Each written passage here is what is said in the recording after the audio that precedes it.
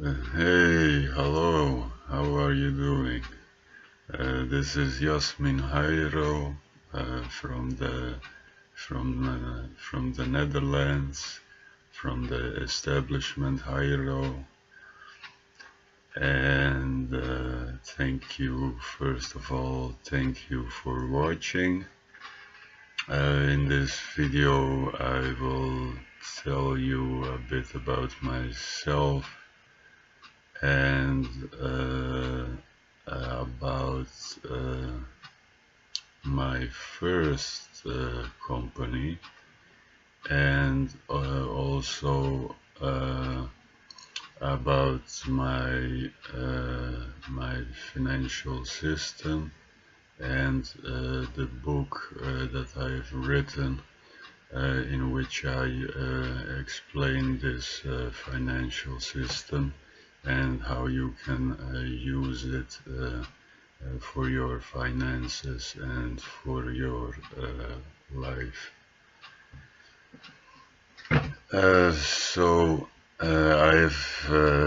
I've made some notes, and I have also prepared some things that I can show you as we go along.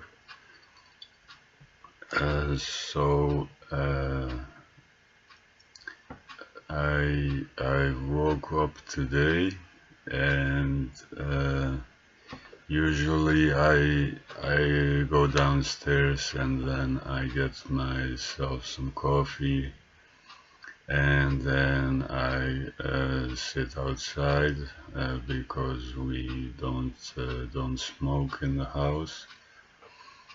So I get myself a cup of coffee and I go outside and sit there and enjoy my first coffee of the day. And I also smoke this tobacco with my coffee. I think I've shown in a previous video what kind it is. It's called the brand is called Ruba, and I buy it here at the supermarket close to us. And you roll it up and you smoke it, so there is not like a filter in it like you have with cigarettes, and because of that you taste more of the flavor of it. So when I usually get up, I go downstairs, I get myself a coffee, and I go outside and enjoy my coffee and smoke my tobacco.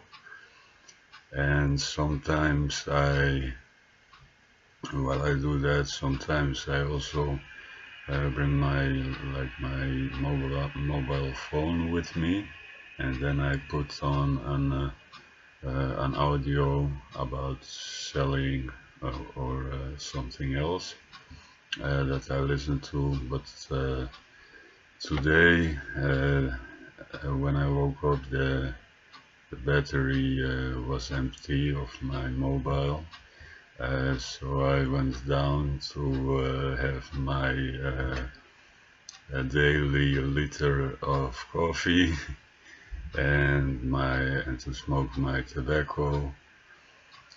And because the battery was empty of my phone and I wasn't listening to an audio, I kind of started to wake up, and I was thinking a bit about maybe a next video. And because I have said in one of my previous videos that I would make more videos, and while I do that, and while I share some experiences and some other things in my videos, that it is also a great opportunity for me to practice my public speaking. And even though I work in sales, and the most important part of my work is talking to the people, I still need to practice my speaking, because if I want to eventually give some talks, maybe about writing, maybe about sales, maybe about having your own business, and maybe about finance, then it would be better if I had some practice and if I was prepared to give a talk to the people. I have also a bottle of water with me in case I get thirsty,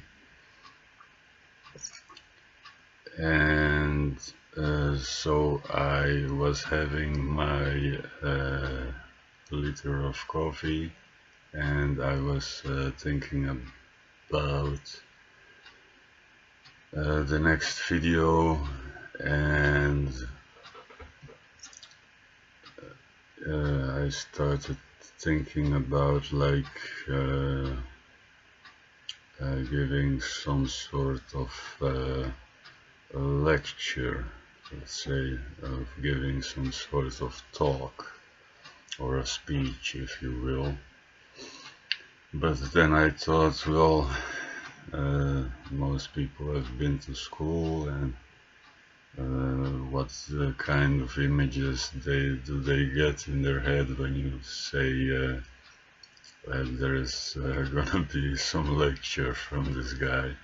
Maybe the people would start thinking about or having these images of some kind of a professor in some classroom, and filled of people who are there to listen, but who would rather be somewhere else.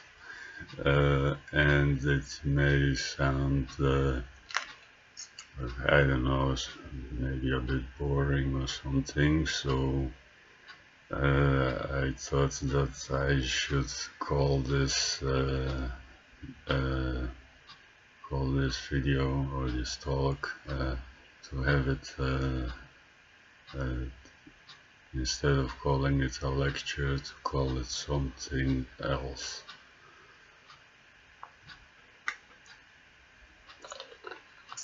And maybe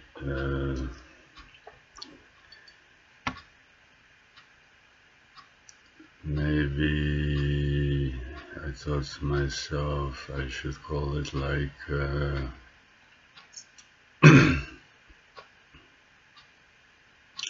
so I was not really sure how to call it, and then I thought maybe I can borrow some words, because Jim Rohn has suggested that if someone says something and it is well said, that you can borrow some words, so that you don't have to sit up all the night to think about how to say it, but you just borrow some words, or you quote the other man or woman who has said it really well. And from who was I going to borrow some words to give this talk a good name? And it's because I was going to talk about my first business, and also about my first book. That is about finance, so it should be it should maybe be called the your personal finance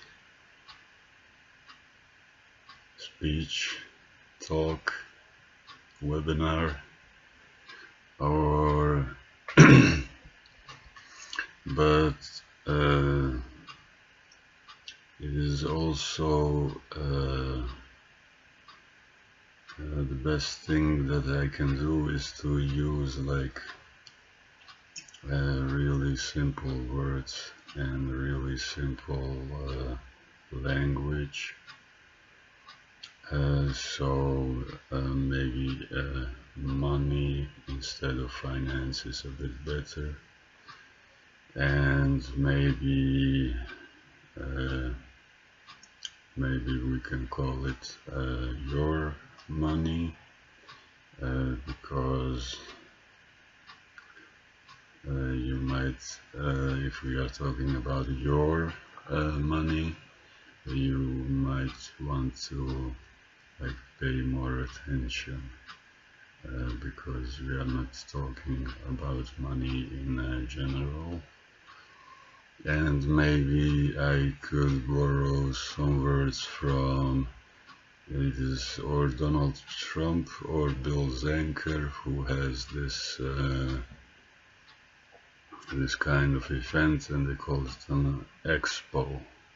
So maybe we can call this the Your Money Expo, and that sounds maybe a little more interesting and exciting than this lecture about finance, right? Okay. I've also like been thinking about, because maybe you now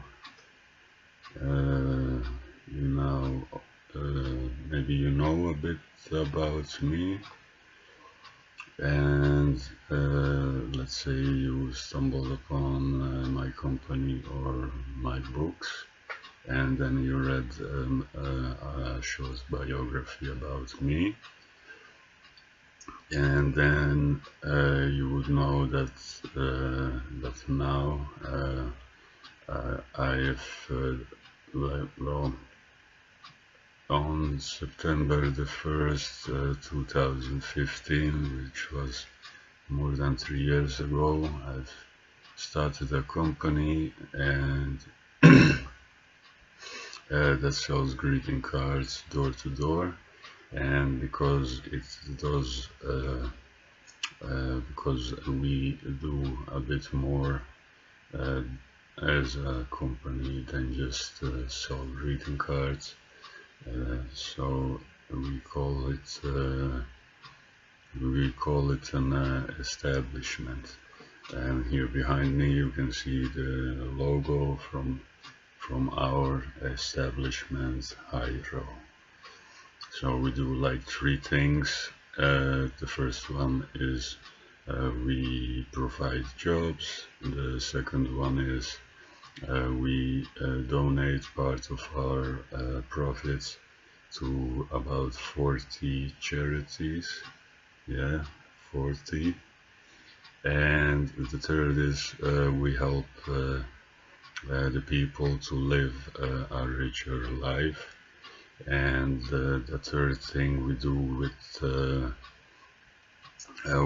things. One of them is our monthly newsletter that is sent by email, which is free, and in it you receive it if you like subscribe or opt in for it. It is, by the way, it is in Dutch. Then at the end of every month you would receive this newsletter from us, and it would like tell you, well, first of all, hey, how are you? How are you doing? How was this this month? How was it for you? And because it's now at the end of the month, so you receive it at the 26th or 27th of every month. You have probably received your paycheck or your wage or salary, and the first thing that you should do with that is to save like 10% of that like immediately. And if you're smart, you will save a bit more, maybe 20%. But that is like what it says, and of course becoming richer starts with saving money. There are also some other things that you can do, like start to earn more and double your income and start to invest and so on. But we start really simple, because some people might like get their paycheck and like pay the bills and then have some fun, and before the month is even over they would be without money. So the most smart thing that you can do is when you receive your paycheck to first save some of it, so that you will always have it saved every month. So that's what our newsletter is about. And also after that because we donate to so many charities, we like receive mail from them, and we receive like these thank yous and their newsletters, and sometimes some presents like a pen or something. And when we receive like a letter or a newsletter, we scan it in, and so that you when you read our newsletter, that you also can see what we had received from that charity. And so that is the one thing, the saving your money as the first thing. And the other thing is that that we have like on our website we have some free books, and one of those is about finance, and that can also really help the people to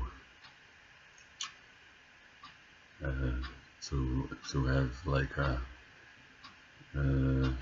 financial system with which they can save and invest their money and then let it grow. So that's how we do the last thing, what I said, to help the people to live richer.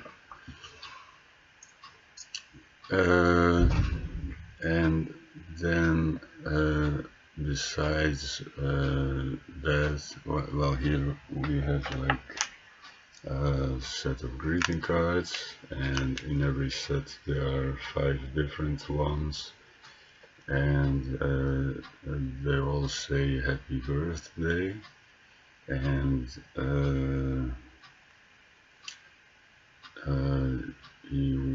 if the people want to buy this, this one set with 5 greeting cards and 5 envelopes is €5. And we also sell like these gift mugs, like this. You see on it is our logo of the establishment Hydro, and it also says enjoy life.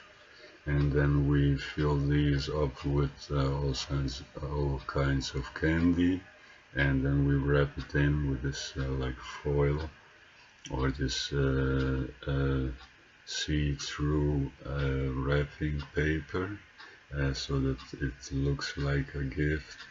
And one of these is also like €5. And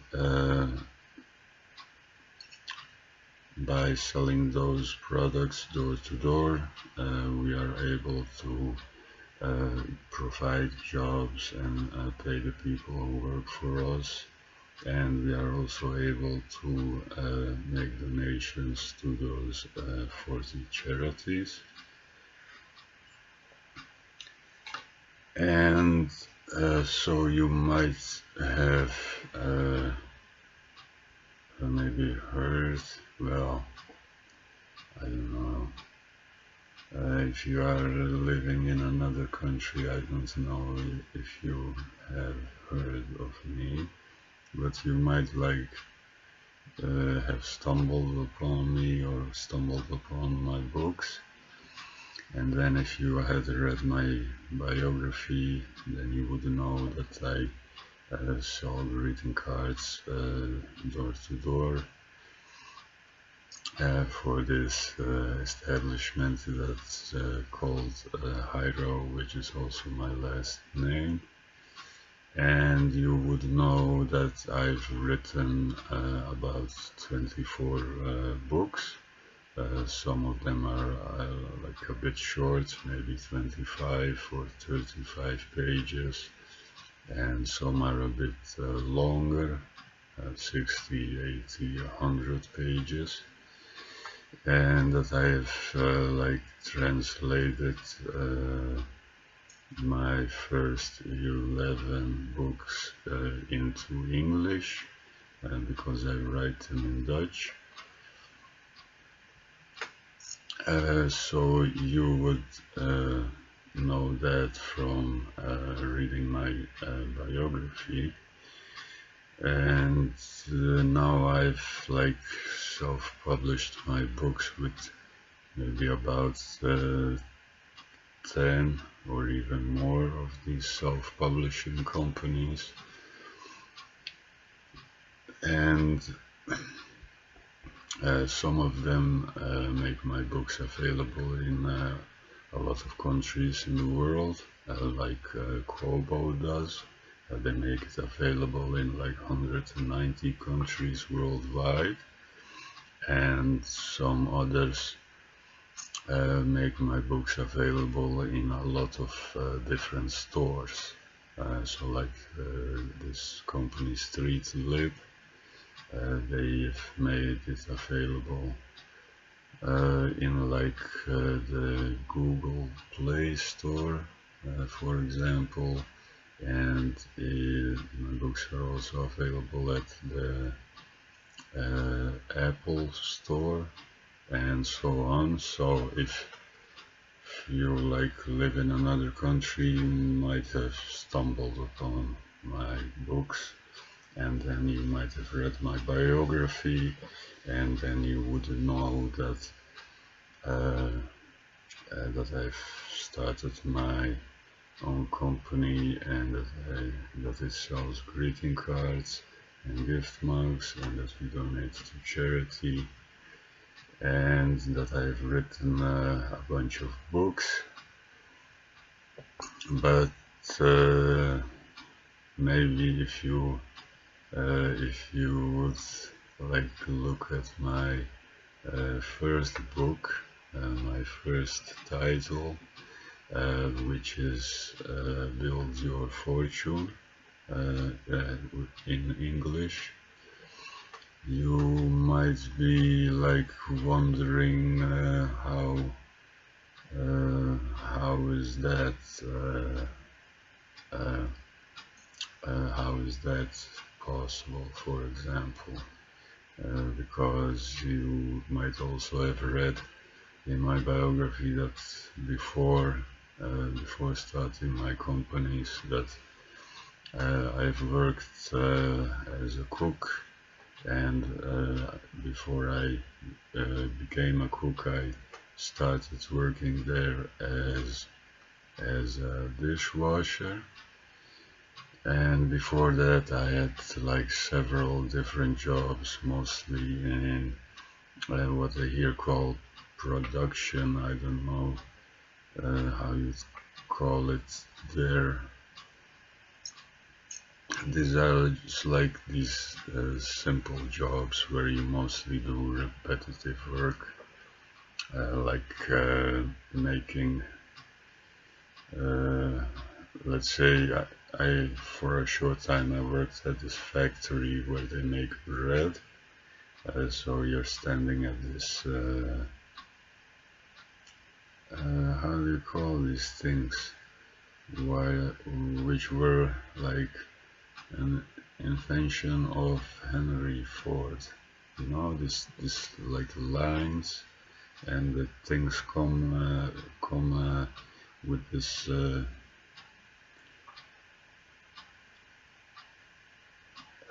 do you call that? The assembly line. Yeah, that's the one. The assembly line. So then the products come down and you might add something to it, or you have to package it or check it if it's good, and so on. Those kind of repetitive jobs. And then you see, well, he has like written a book about finance with a financial system, and he's got a patent for it. Well, how it's something completely different than what I now do, for example, or all the jobs that I have. And well, you might like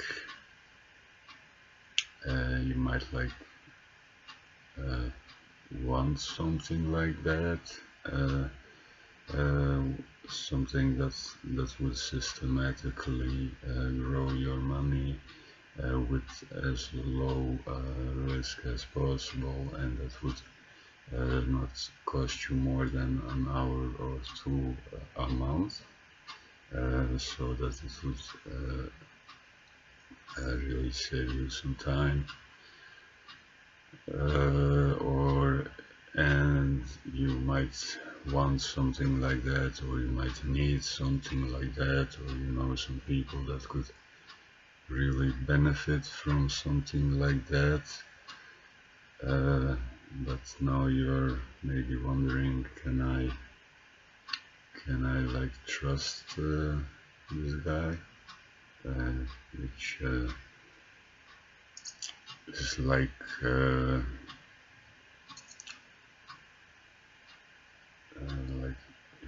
it is a good question,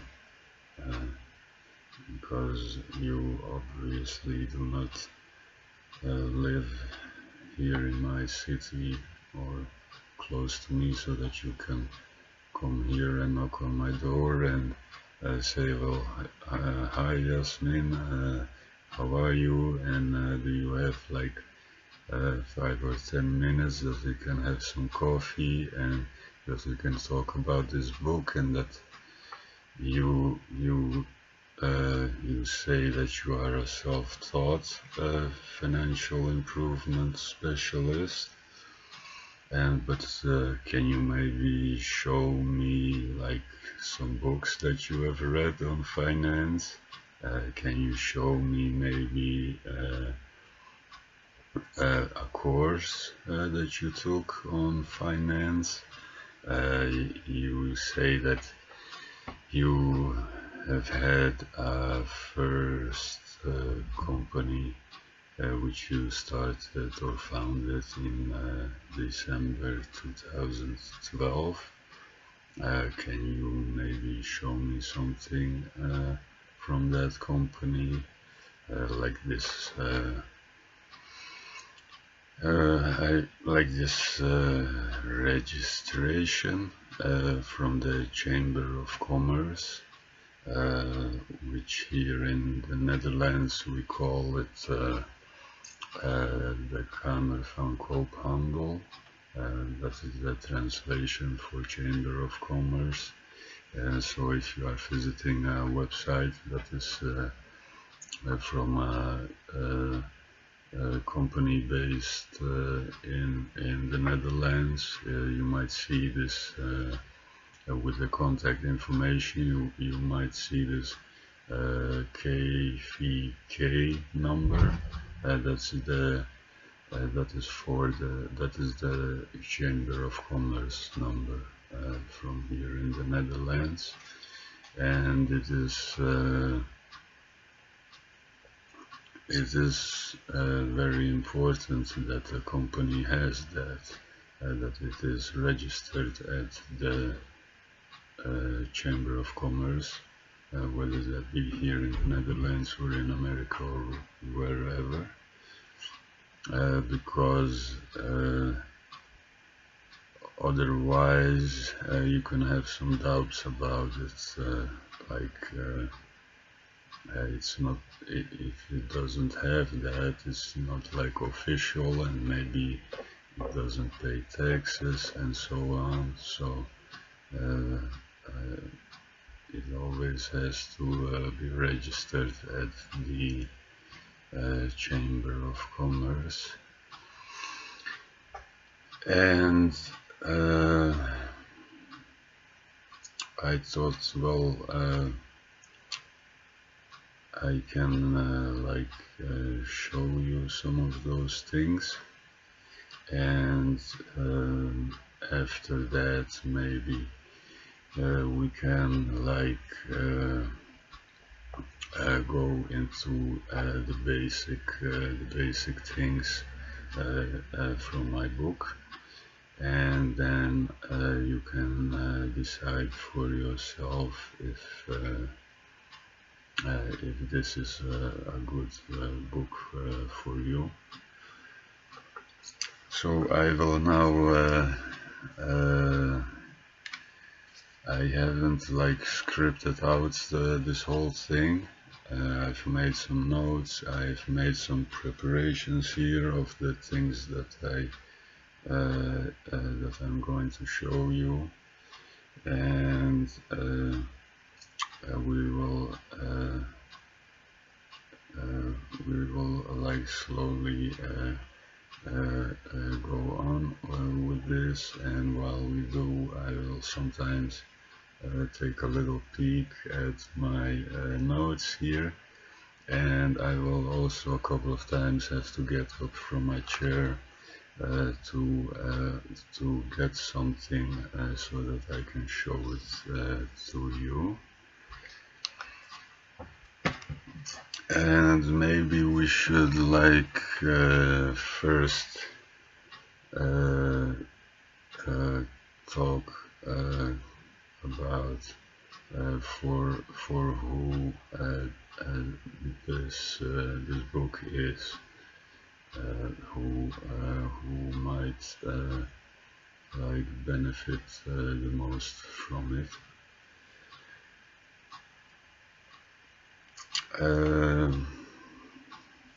So that's also a good question, because of course there are also banks and bank advisors at the bank, and there are also independent financial advisors, and there are other systems, and there are other experts, other people who have also studied it and have experience with finance.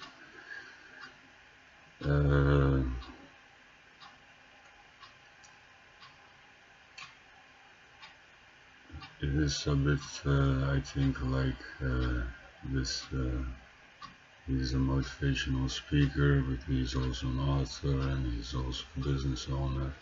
His name is Les Brown, and in one of his talks he says something like, of all the people in the world, there are a certain number of all those people that only you can help.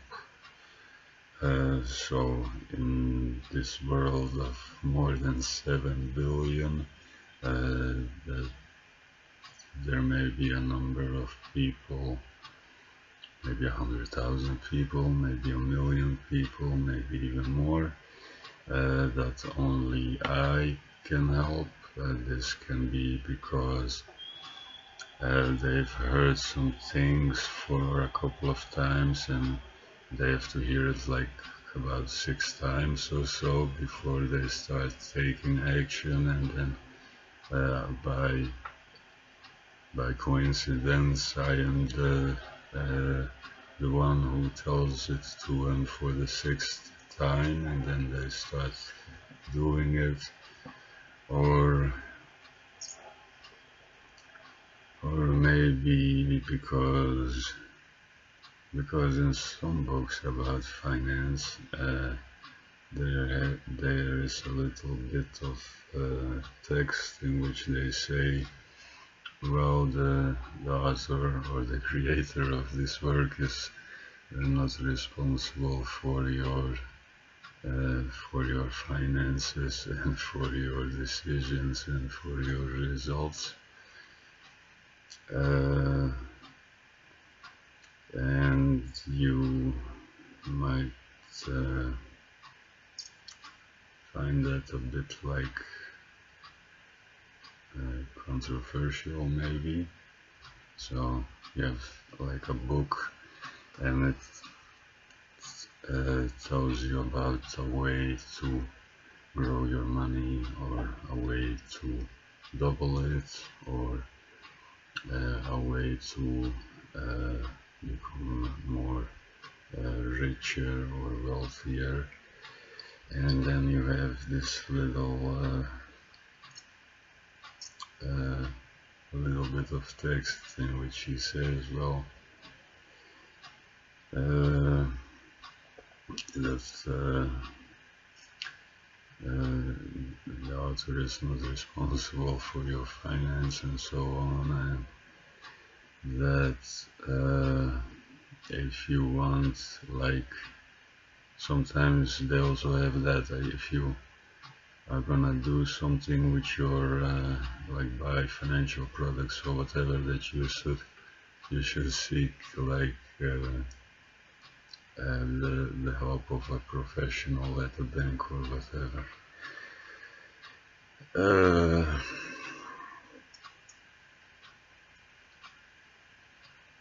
And that's, well, maybe it's like a bit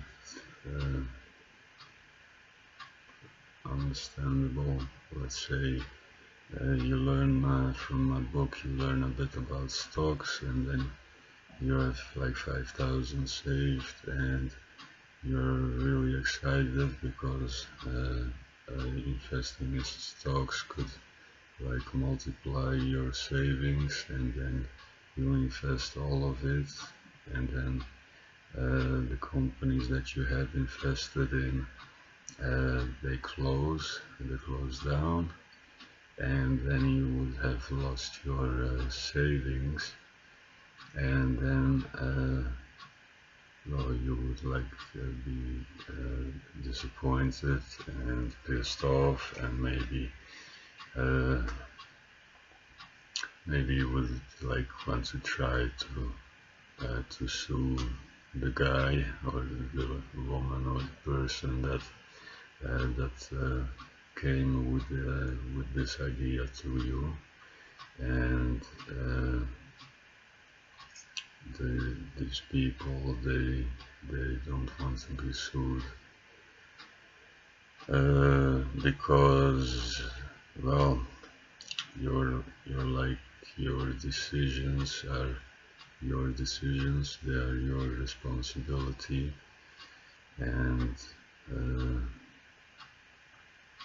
the results that you get from your decisions are also your responsibility. So, but anyway, I think it's a bit like a bit controversial. To me, it comes across like they don't really believe in what they are writing about, or maybe it's just to like protect themselves a little bit or whatever. But I don't have that in my book because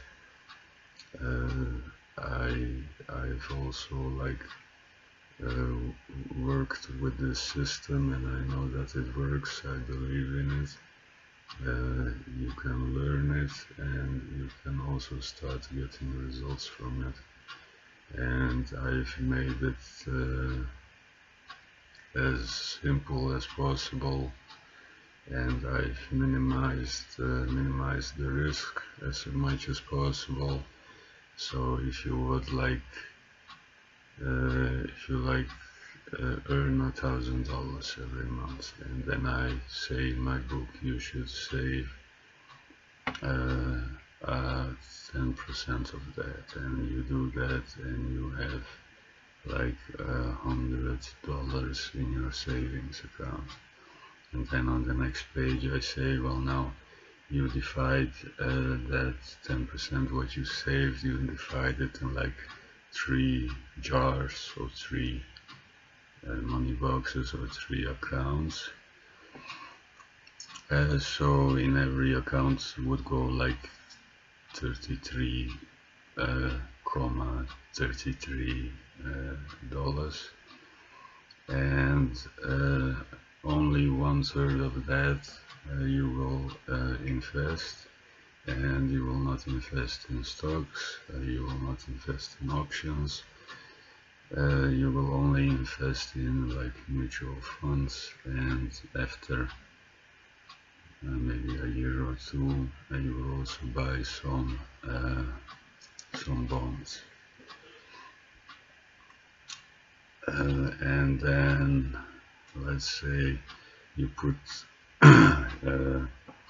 then you, on the next page, you have to like divide that the third that you invest, you have to divide that in twos, and the half of that, which would be like about $16 or $17, that would go in a mutual funds, stock mutual funds, and the other $16 or $17 would go into a bonds mutual fund.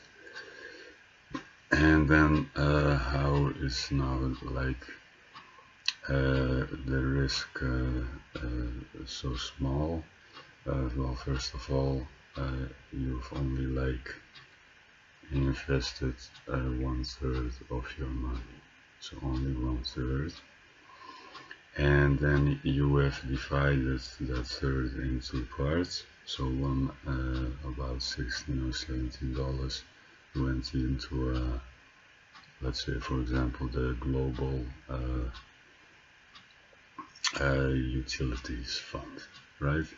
So you have like your $16 in the global utilities fund because you know utilities and you believe in that, and you know that people will always need gas and electricity. Well, in any case, they're all gonna need it as long as you and I are alive. Maybe that's 100 or 200 years from now. Most of the things will be done with sunlight or whatever, but for now you can like count on the fact that people will need gas and electricity. So you know utility companies, and you understand them, and you know that people use it and will keep on using it. So you put like your the half of your money that you invest into a fund like that, and the other half you and it also has to pay out dividends to you, so that's very important. And the other half you put like in the global bonds fund, and that one has to pay out interest to you. And so you have 1/3, and that you have divided into parts, and you have invested it in 2 different mutual funds. And because one mutual fund is invested like the utilities fund that you're in, it is invested in maybe 50 different utility companies worldwide, maybe 100.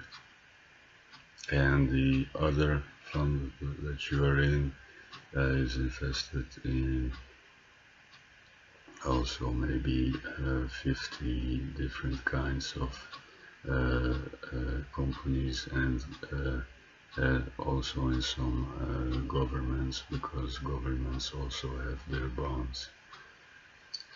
So this this 1/3 of your saving that you have invested, this 33 point, no, comma,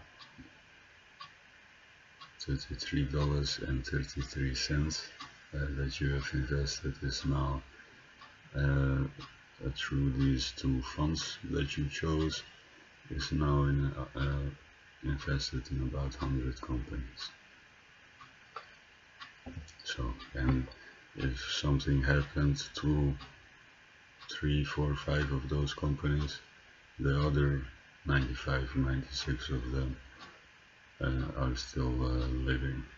So the risk with that is as minimized, as small as possible, and so which makes this like a solid way to save and invest your money, because the risk is so small. Okay, and now I have like elaborated on that, and I didn't say what I wanted to say.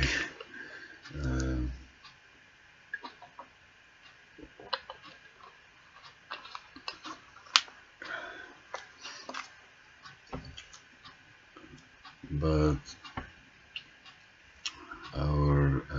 our question was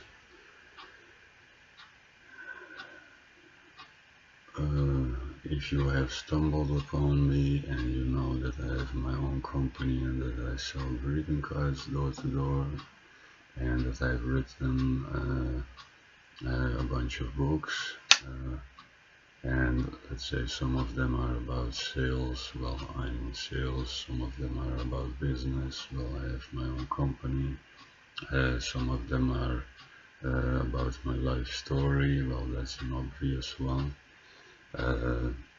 Some of them are about things that I do and that can help you to live healthier and happier.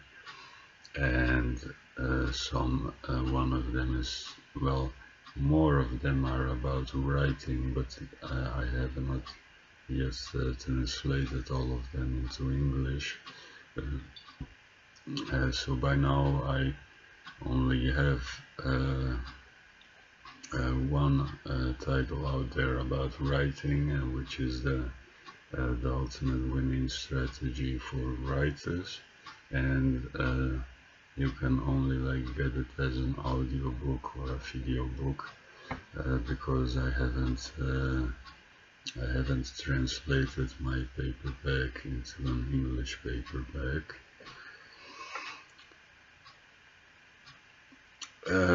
And then you might be like wondering, well, how can you, with that kind of background, how can you like have a book out about personal finance? And can you like show us some things? So that I know that it's like a solid something, a solid system, and that I can like really do it. And I will show you some things. I'm taking a little peek at my notes.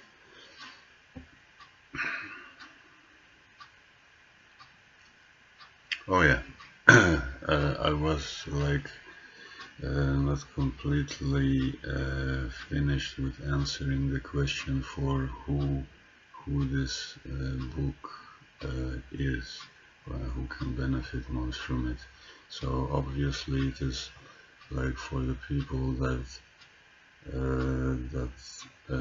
like Les Brown says that only I can help, that for some obvious and maybe for some not so obvious reasons they will stumble upon me and they will respond to my voice and to what I share and what I write about. Maybe some of them are like some of our customers. They just see and hear some things about me, and then they like me and they start to trust me, and might be like someone who it is also like for entrepreneurs or for business owners, because they are working more than the people who just have a job, because they have to do more things, they have more responsibilities, and they are like probably working 6 or 7 days a week, and then they don't have a lot of time for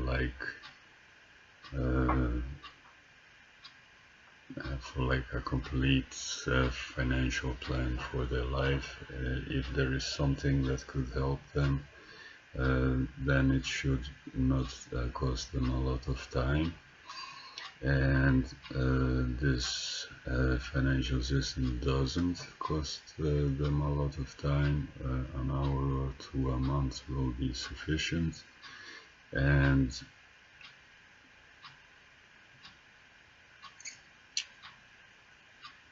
because there is also another reason, business people and business owners, entrepreneurs who have their own company, they have to take care of their own retirement. So if you like having a job, you have your paycheck, or this overview of it that you receive every month, with your information and how many hours you have worked the last month, and what you earn every hour, and the total of that, and then you have the gross of your wage, and below that you have all kinds of things that are deducted, like insurances, and also for your pension. So if you are if you have a job, if you are an employee, this kind of arranged for you to happen like automatically. But if you are having your own business, your own company, then it doesn't go like that. So you will have to take care of that yourself. So which means that from the profits that you make, you should save some money for your retirement, and you should also invest some of that so that it grows a little bit faster. So one audience for who this book is like people who have their own business, business owners and entrepreneurs. Another is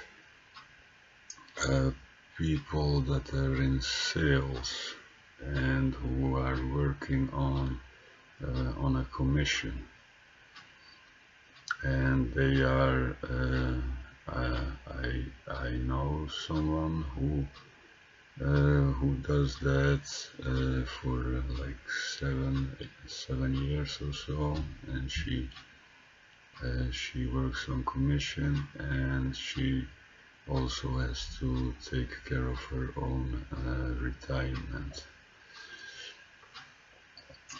So it is also a good book for salespeople. And then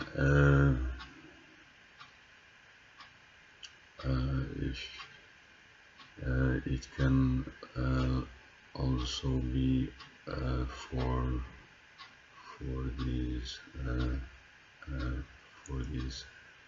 women that are like stay-at-home moms who have their husband who goes to work, and they are at home and they take care of the kids, and then maybe the husband does earn for the family, he is the provider, and maybe he also takes care of all the financial things and the insurances and so on.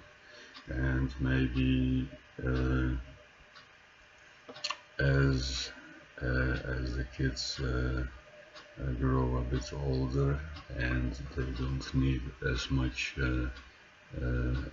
attention like they used to when they were babies and small children, maybe this stay-at-home mom would like to know more about finances, or maybe she's a bit like concerned about what would happen if the husband becomes ill or dies or whatever, and then which would make her completely responsible for everything.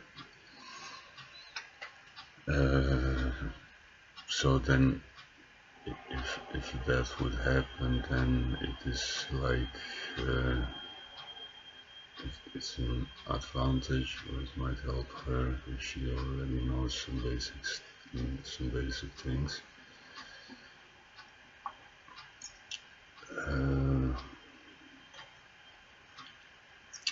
This is, well, this like I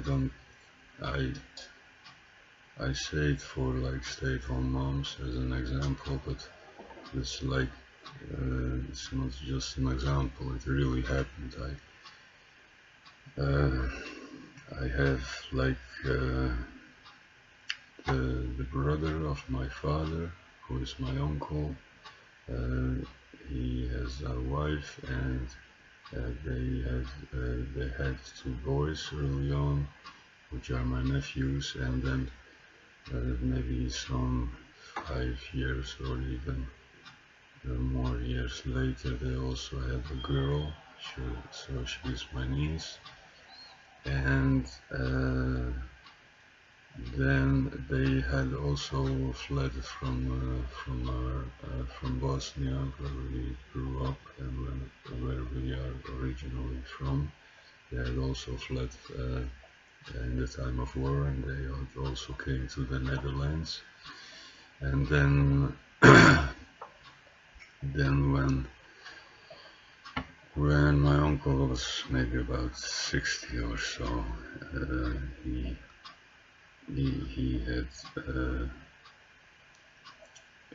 died. There is also like another word for when someone passes on, but anyway, he died from natural causes, and then his wife became responsible for the 3 kids and for all the money things in the house.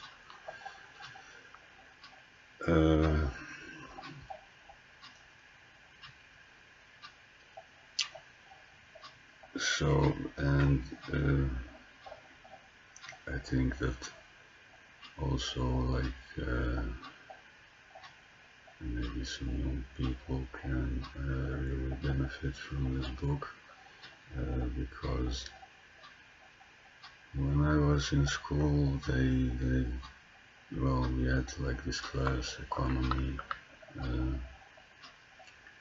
so it is like about economics and money and inflation and all those kind of things, but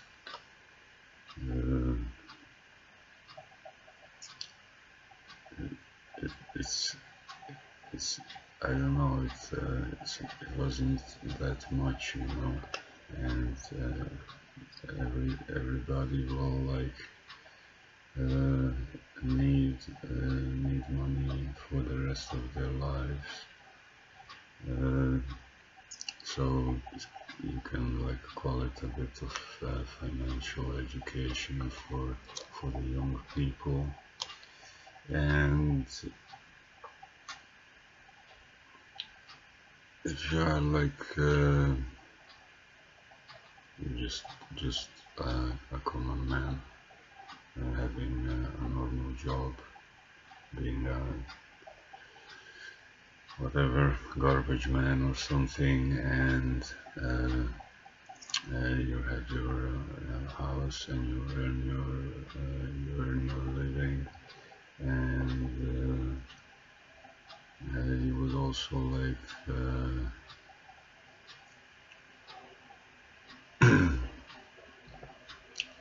you would like, let's say, well, there are like there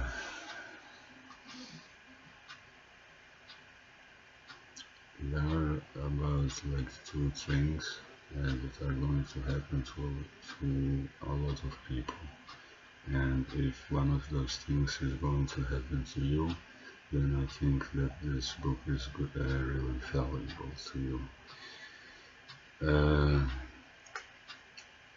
One of those things is if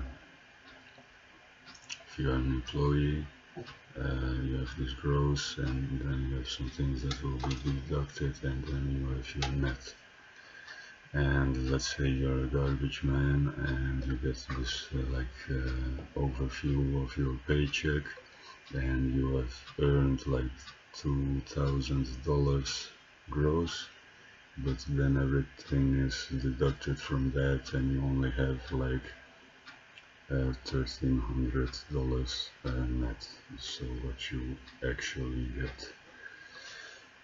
And one of those deductions is for your pension that goes to a retirement fund or a financial institution that invests it then to make it grow and so on, so that when you're 65 or 67 that they can pay you a pension.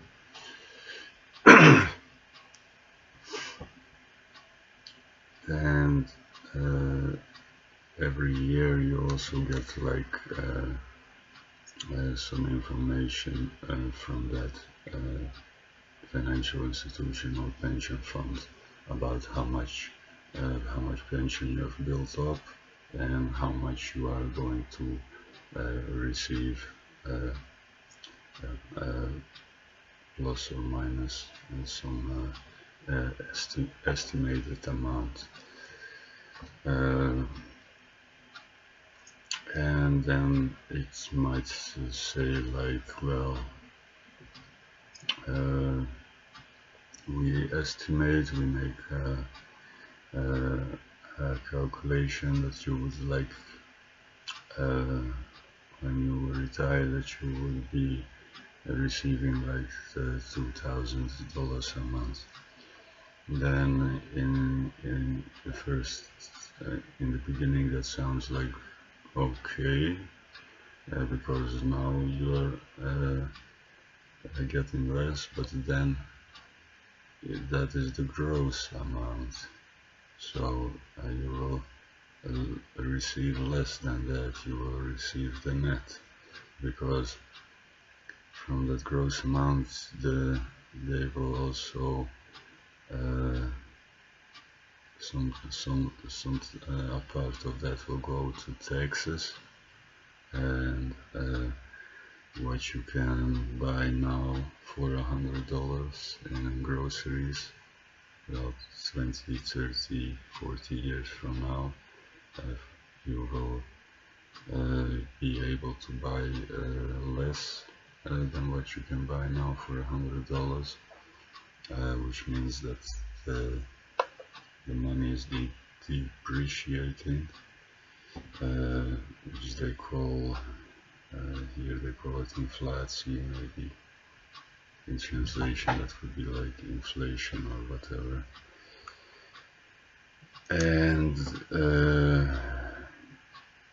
I know for a fact that here in the Netherlands there have been some years that they had frozen the pensions or whatever, so the pension is meant to grow every year with some percent, but then in some years it didn't grow at all, and maybe there will be another crisis or whatever, or one will be invented or so on, and maybe there will be some people that would like transfer some of that money that is meant for your retirement into their own accounts and so on.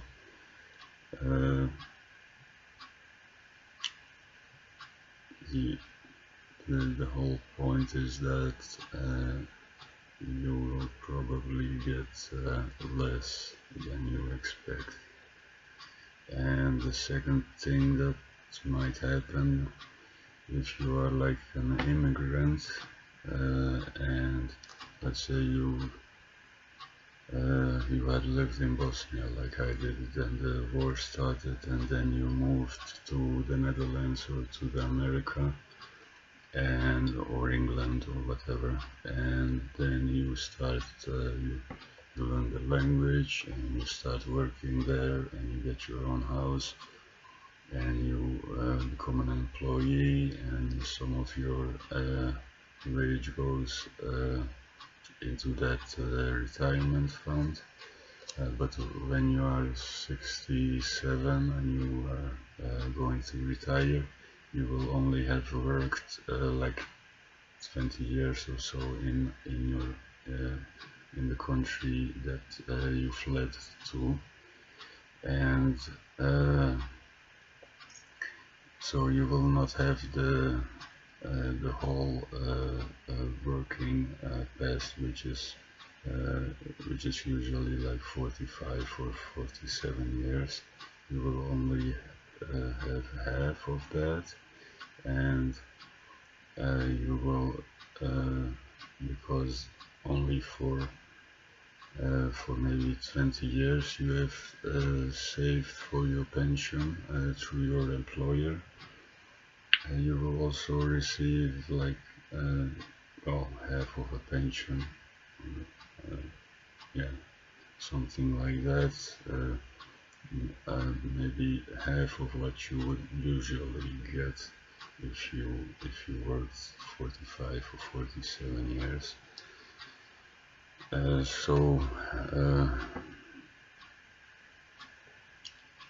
For people who are immigrants, this is a good book for you, and for those other people who are maybe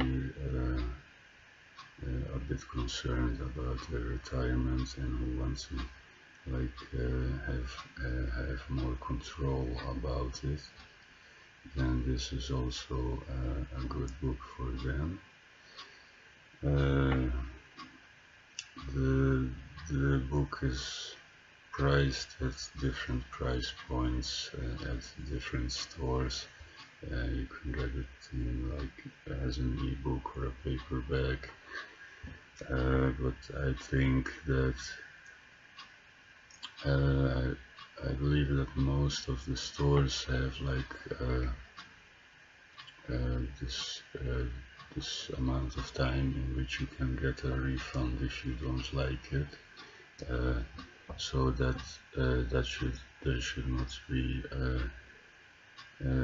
any concern about paying a couple of bucks to get a copy of it, because if you are dissatisfied with it, you can always return it.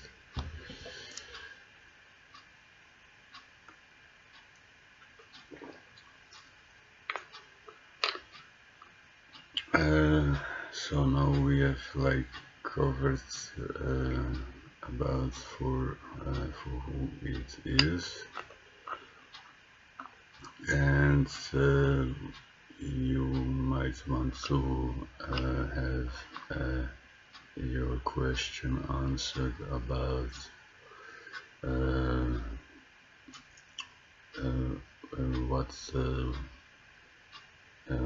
what's like qualifies me to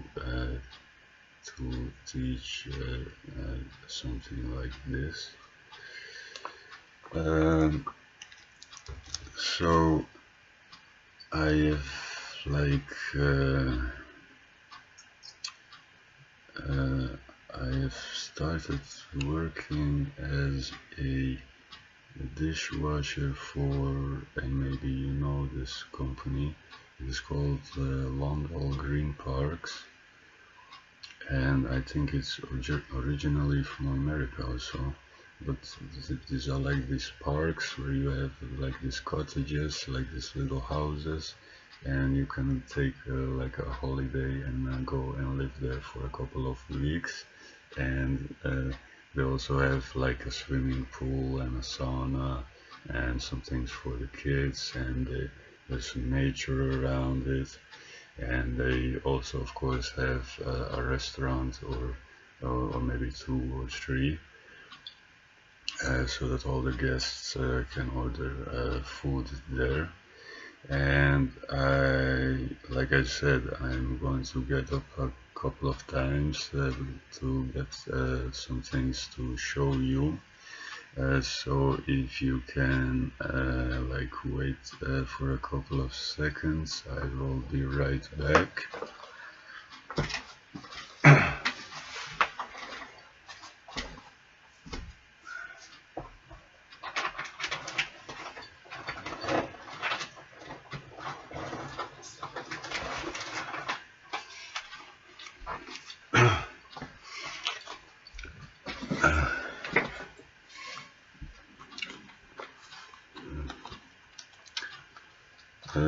So here we have this, how do you call this thing? I should like translate how you call it. In the Netherlands we say map, but you say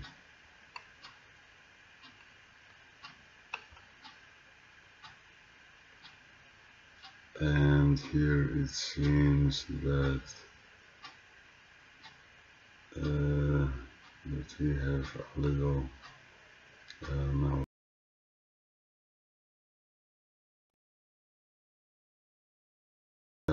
But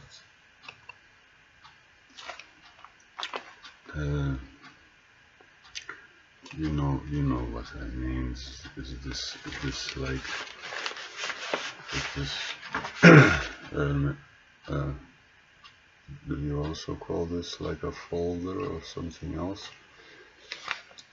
But it is like these, and you can buy these like almost everywhere, and you can put your documents or your papers in it, like I have done. And here we see it's like I said, from London Green Parks, little close-ups, yeah.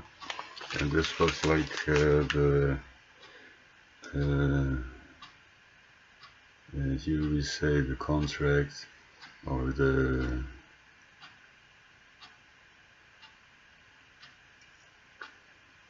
so when you like start working somewhere, there is this like agreement that you and the employer have to sign, and here we call that a contract, but let us stick to the working agreement. So we agreed that I would start to work as a dishwasher for London Green Parks, and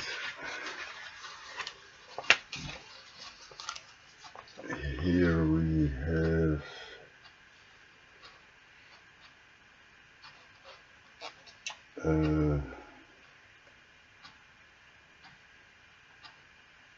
it was this has been like years ago, so excuse me, but I have to refresh my own memory. I am looking for, like, where you can see the hours, the total amount of hours that I have worked. Oh, here they are. Here, this is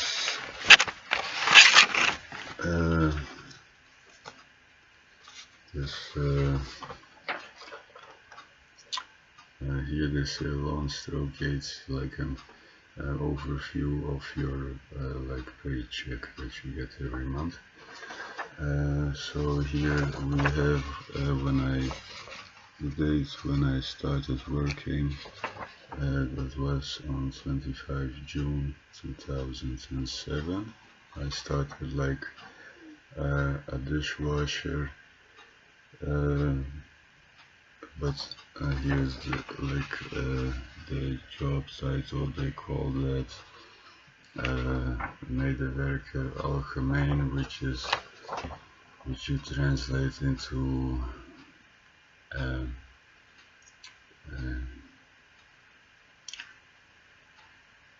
like a general employee who would like not only do the dishes but also maybe like help out in the kitchen or do some cleaning and so on. And here we see like number of days that I've worked, which is 22. Here where it says gewerkte dagen, so, and after that you see 22 days, and here below that you see gewerkte uren, and that is number of hours worked, and here it says 230, so that's like a lot. This is like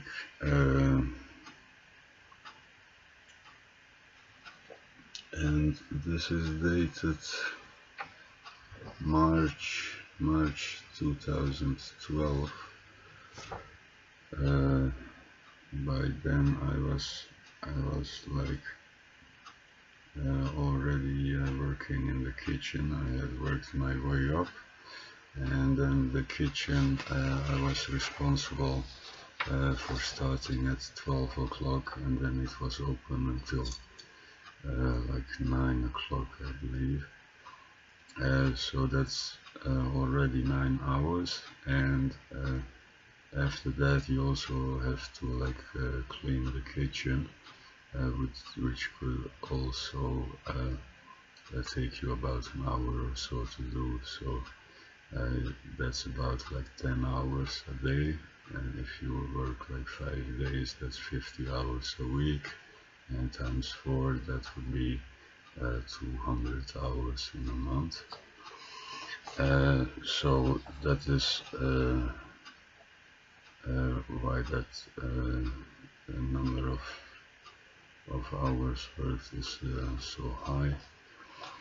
But it was good for me, for my work ethic, you know, so now I can use that same work ethic and make some long days in sales. So this is like well, maybe important to show you so that you know that I have cooked and started like a dishwasher, and that is called like Londell Green Parks, and it's probably a company that is originally from America. And I had worked there for about 4.5 years, and as you can see on this overview of my paycheck, That's like a lot of hours in a month. I didn't have that every month, but still I was working full time and sometimes a little bit more. And I was still living at home, and so with my mother, and I did not have like, and she was also working, and she like paid the bills at our house, so uh, I did not have like a lot of expenses, so if with this I earned like 1400 euros or more, then I would like spend 200 or something, and I would still have a lot of money left, because my mother was paying all the bills. Well, of course, after a while, I started like paying the bill for the gas and electricity, so that I would contribute into the household and into the how do you say that, the costs of living, the living expenses. That's the one. Okay. But like I said, because and the interest on my savings account was maybe that was many years ago, maybe 2% or so. So if I saved 1,000 euros after a year, it would become 1,000 euro and 20 euros in interest. But we always have this depreciation of money, and that was also about 2%. So what I could buy for 1,000 euros, after a while I needed 1,000 euros and 20, so 1,020 euros to buy the exact same things, because the money is depreciating, and so because of that, the money on my savings account was not really growing. It just stayed the same, because I could buy like only the same amount of things with it. So that is one thing. So, and now excuse me another time, I have to get up and get another something to show you.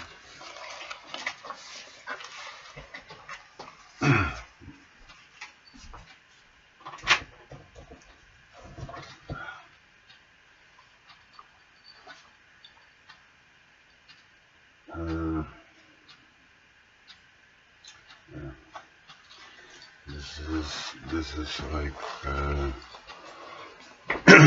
this is also an important something. So I to like how do you say, summarize the situation a bit. I was still living at my mother's house. I started as a dishwasher, and then I worked my way up as a cook. And because I was not paying, I was paying a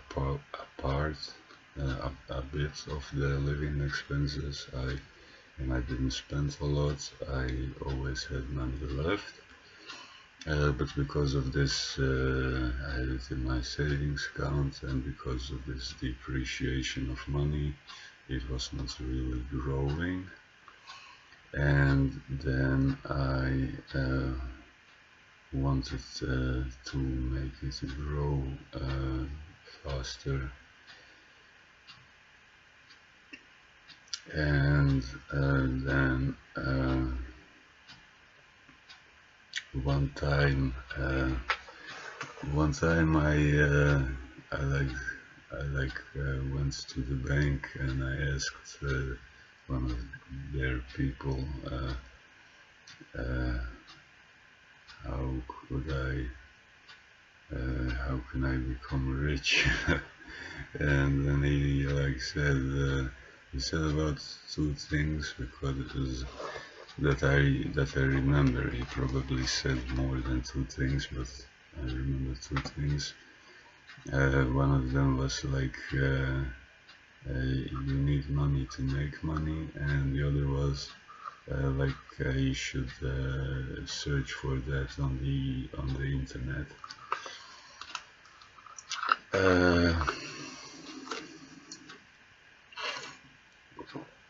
So anyway, if you like ever come across a young man or a young woman who asks you how to like get rich or something, and then you can maybe say, well, there is this little booklet from this guy that sells greeting cards, and that you might feel like that would help you out with that. Then so it was a bit up to me to figure it out and to search for it. Then I did like before I show you this, I took like a course, a home study course. Yeah, I'm gonna show you that one first.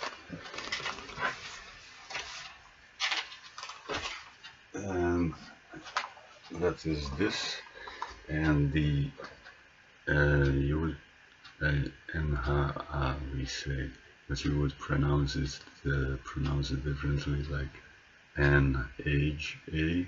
Yeah. These people, they provide like home study courses so that you can order, and then you get all the information in these things that we call how do you call them? I still don't know, but anyway, this like folders or whatever.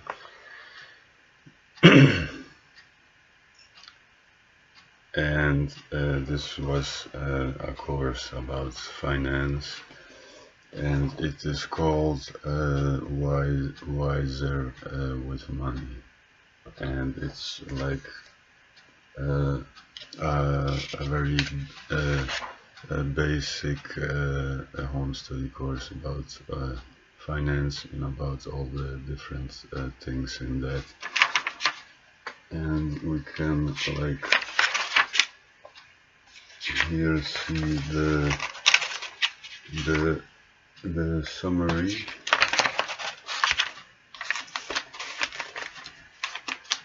Well, what is it?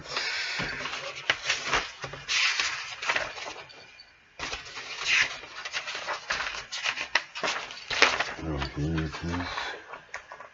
it is. It is about saving. It is about investing. It is about insurances. It is about pensions.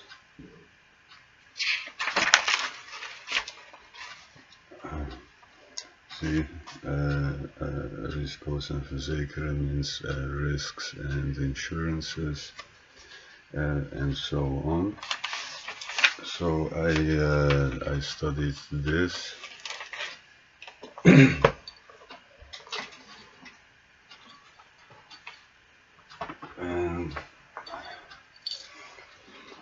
And then somewhere, I believe it was on the internet, while I was searching to find out more about pensions, I found this thing, this cut that immigrants who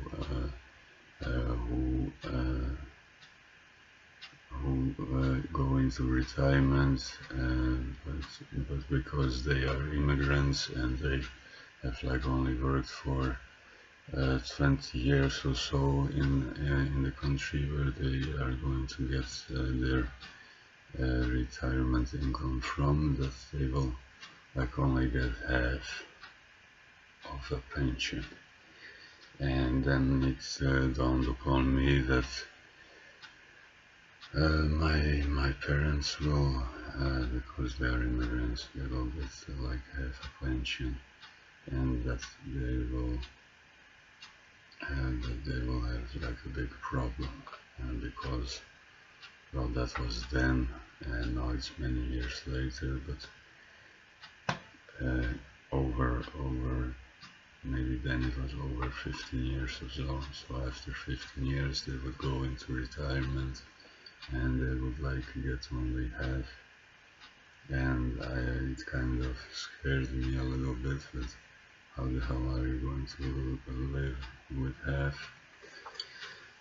So that was like when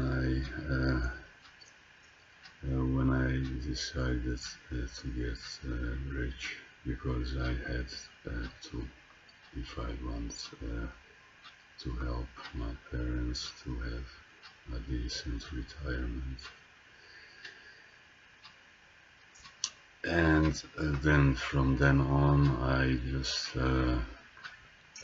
while I was doing my work as a dishwasher and eventually as a cook, I was studying finance in my spare time, like you see with this course.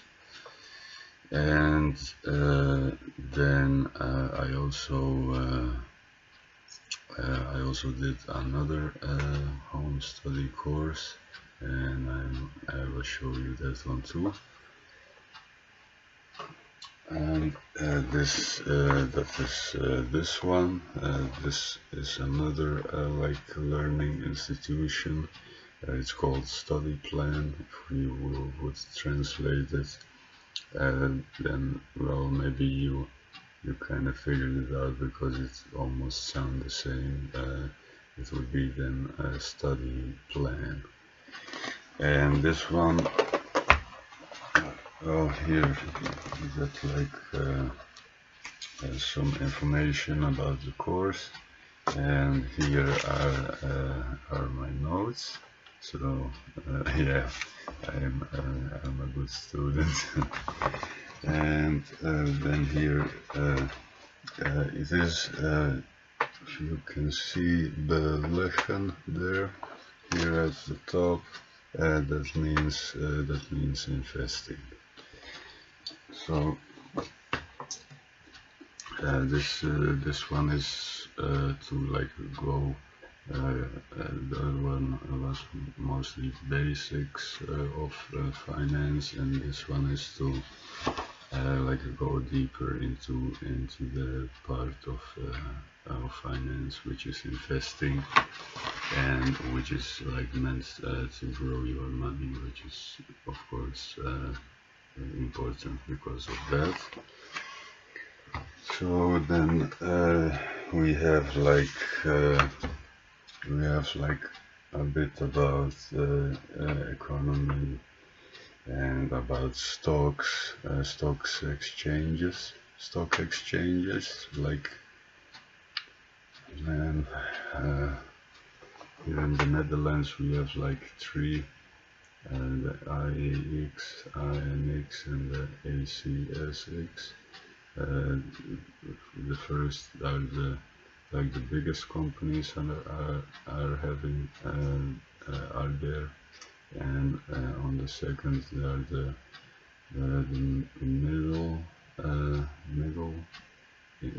middle companies, in size, who are in the middle. They are on the second stock exchange, and then the small companies are on the third stock exchange. And in America you have like the Dow Jones and these other two letters, and then 500. I kind of forgot how it was, but I think you know which one I mean. Yeah, man, this is like years ago. But anyway, okay, so some some of the courses about these stock exchanges and how they work. And here is some about saving and then investing, and then about stocks, and some more about stocks, about dividends and so on. And then about bonds, and a bit about taxes, and so on, and also about auctions. Okay, so that was the second one, and then I of course also read some books about finance.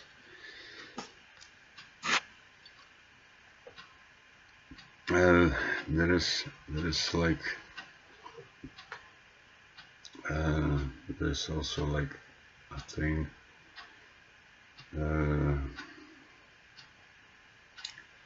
on my business card now. It says independent advisor, but I've, in my videos and so on, I've like more often said salesman. So if some people like are wondering which of the two it is, well, actually it is both, because I go door to door and I sell greeting cards and gift mugs like a salesman, but we also have like different subsidiaries of my company, of the establishment, and like one of them is Hyro Junior, which is for more young people, for young customers, and then we have Hyro Senior, which is for older people because they have like different needs. And if there are like people who like, let's say if you are going to buy like a bag, and this like for your girlfriend or your wife, this lady's bag, you know, and then most people would like spend maybe $100 on it, maybe 200 or whatever, but that's about it. And some people may spend like 1,000 or 2,000 on such a thing. So for those kind of people, well, the affluent, you might say, for them we have then the subsidiary Hyro Luxury, which sells like this ladies bag for women, which is quite expensive. And we also have Hyro International to like speak to a global audience, and not just in the Netherlands, but to do business around the world, to sell products around the world. And we also have Hyro Advies Bureau, which is, if I translate it, it would be like the Hyro Advice Bureau, or in short it would be like Hyro Advice, which is like a bit like consulting. So like if there are maybe some companies that just started out, and uh, they are gonna do all kinds of things to grow their business and make it successful. And I have experienced that from the hundreds of things that I did, that maybe, let's say, 10 or 20 work real well and the other stuff doesn't. And then I, like an advisor, I can give them advice to not spend 2 or 3 years doing all those hundreds of things, but just from the beginning to do these 10 or 20 that work real well. And then I am the independent advisor to them. So it's it's a bit both. So it's not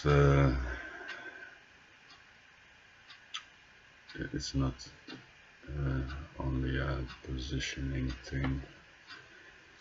And I also have a course, a home study course, and this is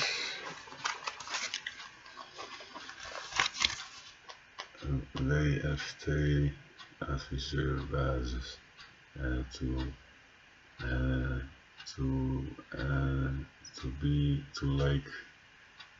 give advice about finance.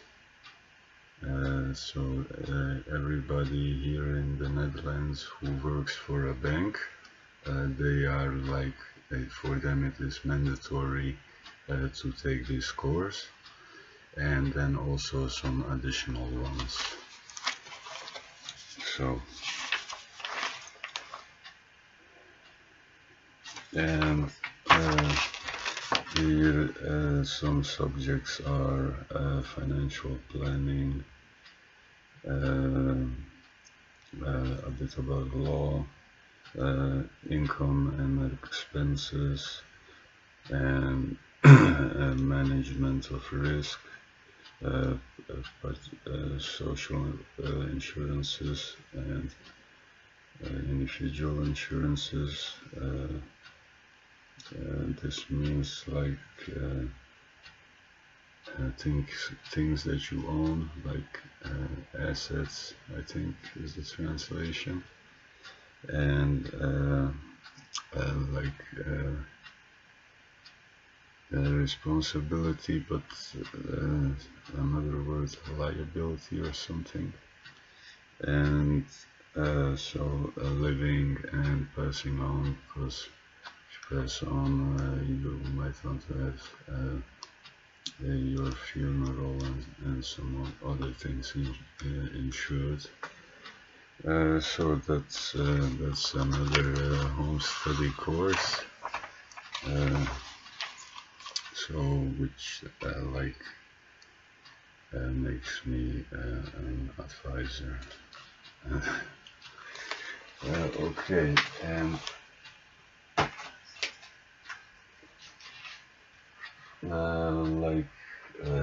like I said before that,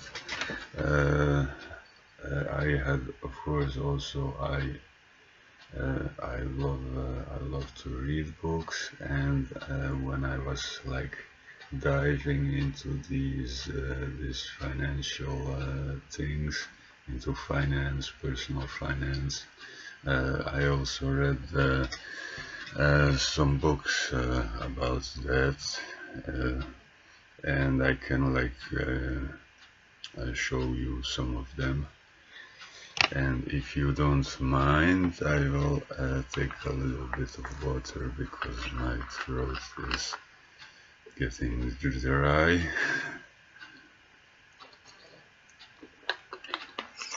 Okay. So here we have some books. Well, the Instant Millionaire. We have here The Richest Man in Babylon. Here we have, but this title is in Dutch, so I have to translate it, and it says the basic rules for wealth and success. And here, this is the no BS wealth attraction in the new economy. And here we have the science of getting rich. And here we have the millionaire next door. And here we have you are born rich. And here we have the secrets of the millionaire mind. Here we have the story selling for financial advisors. Here we have 7 strategies for wealth and happiness. And here we have beleggen for dummies, which means investing for dummies.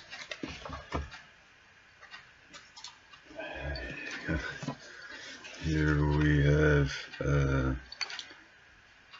it is in Dutch, so I have to translate the title, and it says achieve your first million with this guy, Bodo Schaefer. And then we also have this one, Think Rich and Think and Grow Rich. And yeah, I have like said somewhere that it should actually be Do and Grow Rich. But anyway, it is still a great book.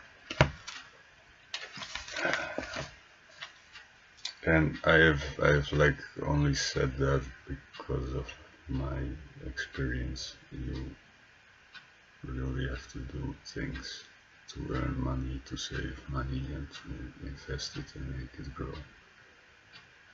Because if you do that, it will. If you just sit and think, then not much is going to happen. So that's why I said it like that. But it is still a good book, and you should like read it and reread it. And here we have the $1 Million Habits from this great guy, Brian Tracy. I've learned so much from him. So in case he stumbles upon this video, Mr. Tracy, thank you a lot. And here we have met gemak betrouwbaar beleggen. If I translate it, it would be like to invest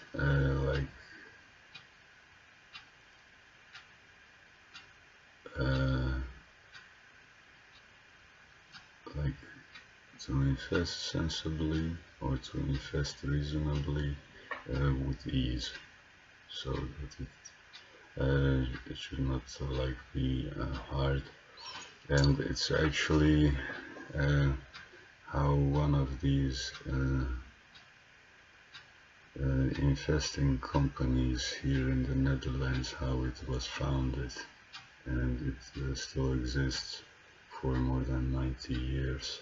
So, and yeah, sure, of course, a lot of it is about investing in mutual funds and so on. And then we have this one, and if I translate it, it would say this is how you get rich. And here we have, you might know this guy. This is from Peter Lynch, very successful investor, very successful fund manager. and this is learn to earn. And here we have this is in Dutch, so the title would be in English, money is my friend. And here we have the little booklet that's still, or the little book that beats the market. And here we have learn, it's in Dutch, and the translation of the title is learn how to invest like Warren Buffett, if I pronounce it how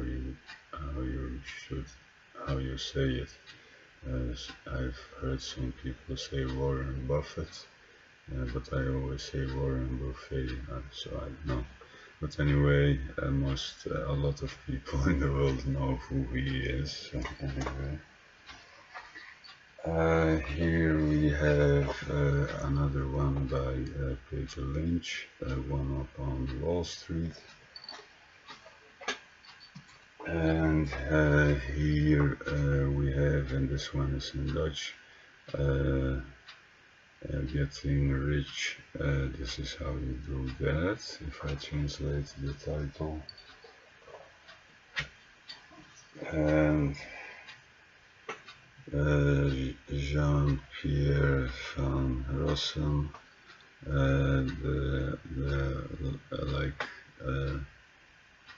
like the life of a billionaire. And here we have another one from Peter Lynch.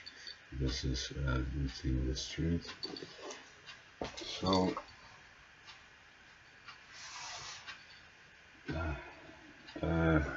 there you have some books that I've read about finance and about investing and about increasing your earnings and making them grow, and about getting rich and so on. And I even have some titles some books that I haven't read completely, like The Intelligent Investor. I don't know how that guy is called, the author from it. I've read the first half from it, and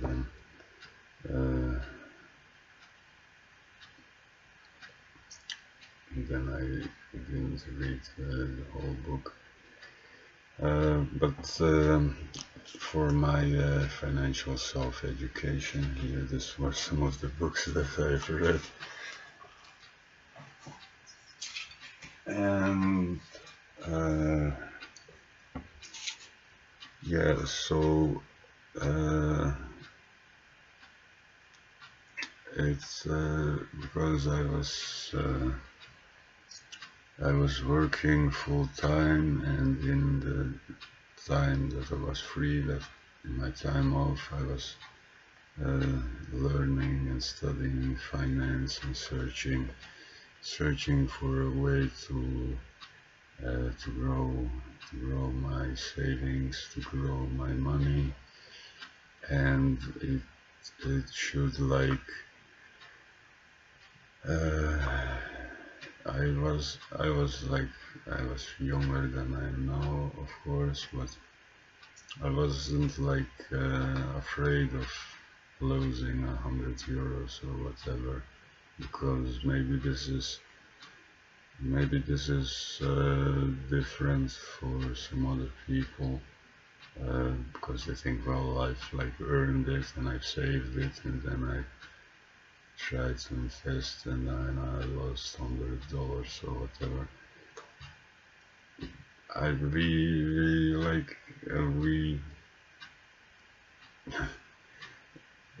we fled our country, man. We fucking lost everything, you know. So what the fuck is 100 euros? But anyway, not everyone like has experienced that in life, so they are like they might like think and feel different about that. But okay, so now I have like we are still answering the question. So how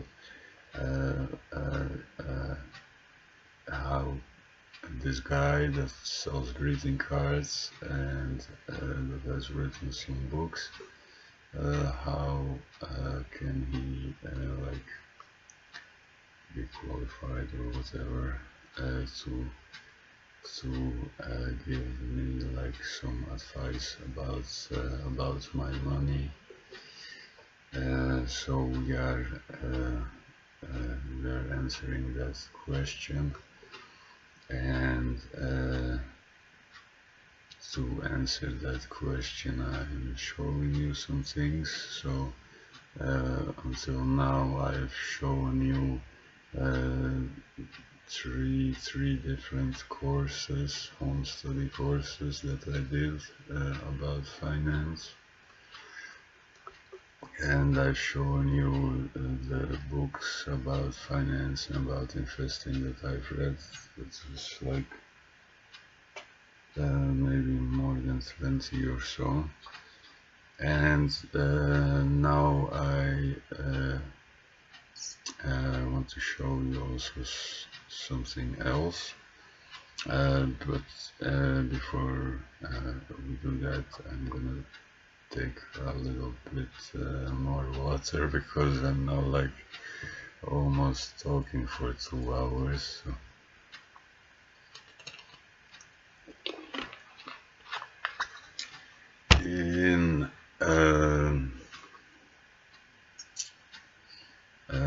Eventually I lost that cooking job, and then I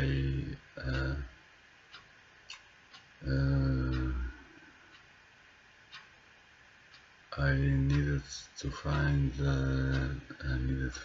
work, and with my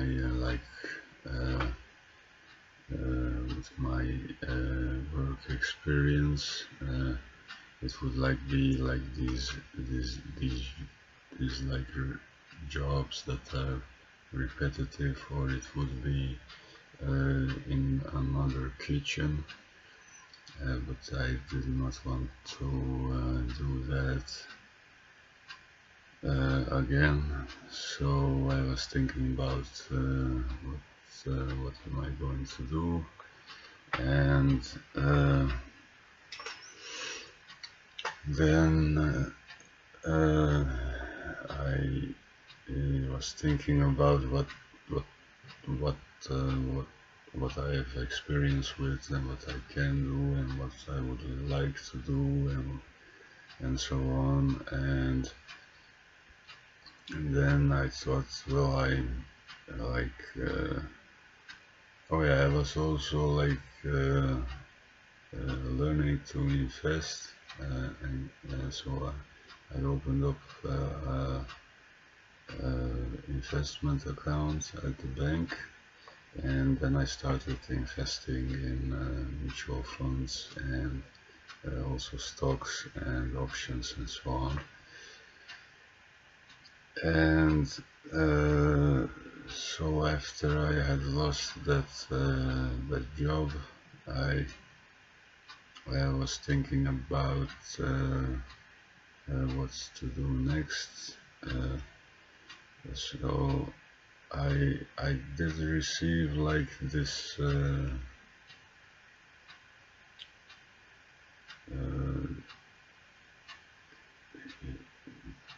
this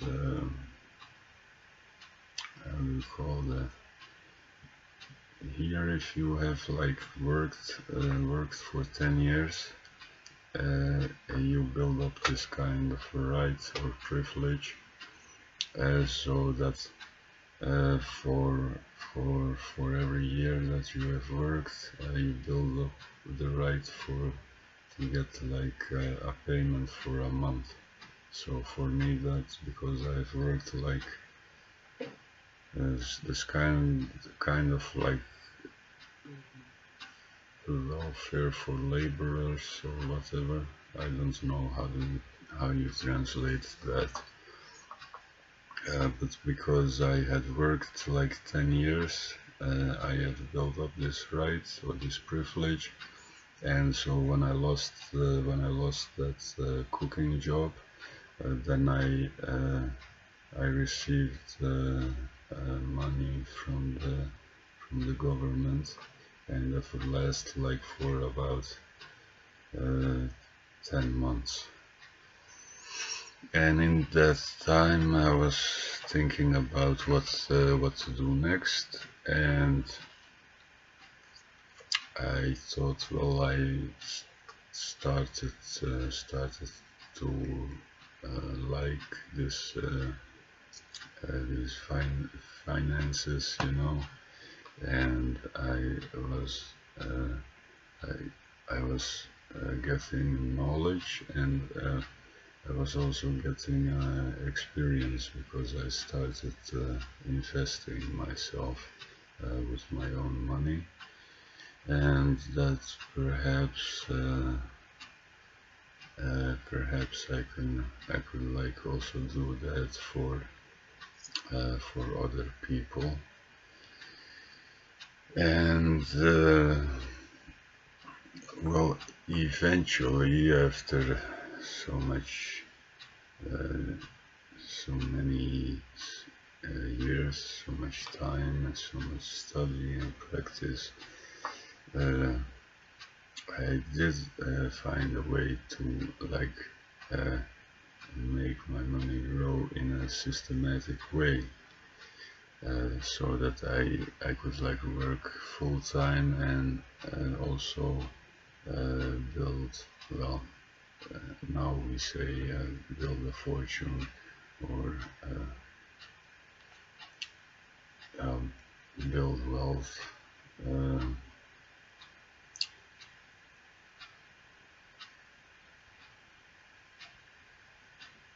So eventually I had figured out how to do it systematically and with not that much risk, because I invested in stocks, and that's like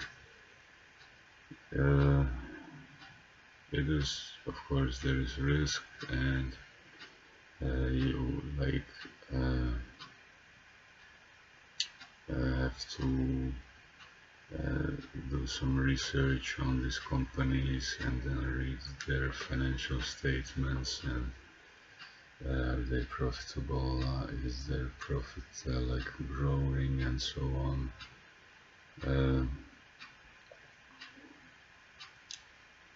And well, of course there are people who do that, but it's like their job to do that. For me it was just something that I learned to find a way to like, yeah, build a fortune, to get rich, to make my money grow so much that eventually I would like that I would be able to give my parents a good retirement, and maybe that eventually I would not have to work anymore, and to do it with like next to my full-time job. So eventually I had like a system, and I also learned, I invested in these mutual funds, and even though a lot of them were great, you know, but not any of them was like invested in all of the companies or all of the things that I would like it to be. So then I also had like an idea for my own fund, and with these two things, my financial system and my idea for a fund that would be like large and huge and invested worldwide in all kinds of companies and all kinds of financial instruments, like bonds, stocks, mutual funds, options, and a lot of things. In December the 17th, 2012, I went to the Chamber of Commerce. Then, those years ago, they still had one here in our city, and now they don't have it anymore because of these, how do you say that?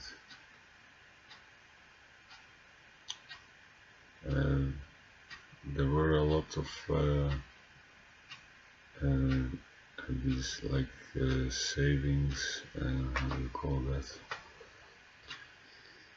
I'll have to see if this translating thing is working, and here it has translated that the thing that the home course was in, which I said is in Dutch, is map, is called a folder or a pocket in English.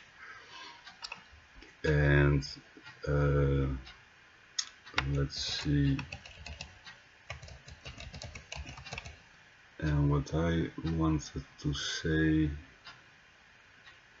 these cuts, yeah, these, here it also says shrinkage and retrenchment, but these like cuts to save money, and then if like something has a more different, if there's an institution that is in like say 20 cities, then they wanted to save money and they would like close down half of them, and that also happened with the Chamber of Commerce that we had in our city. But anyway, so then while it was still here in Nottingham, I went there and I started my company, which I called Jasco, and that is like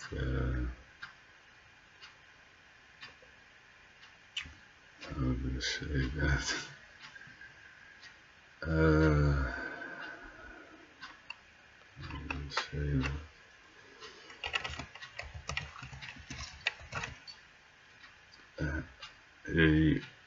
Abbreviation, abbreviation or abridgment of my name. So you have Jasmin, and then if you make it a bit shorter, you can say Jasko. And my mother, most of the times, she calls me Jasko, and I call my first company Jasko.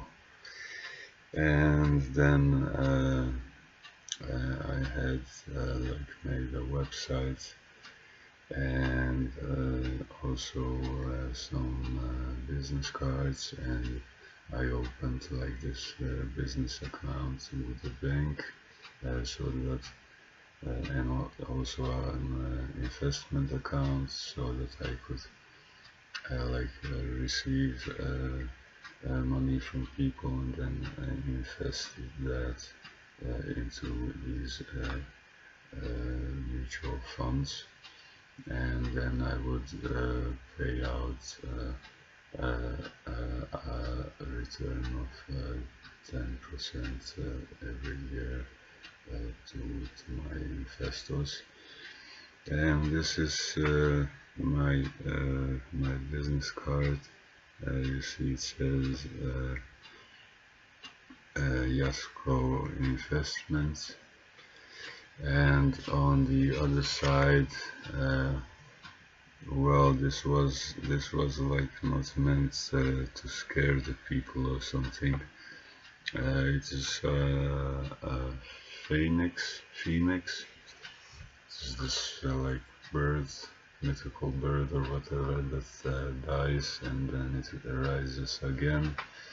And because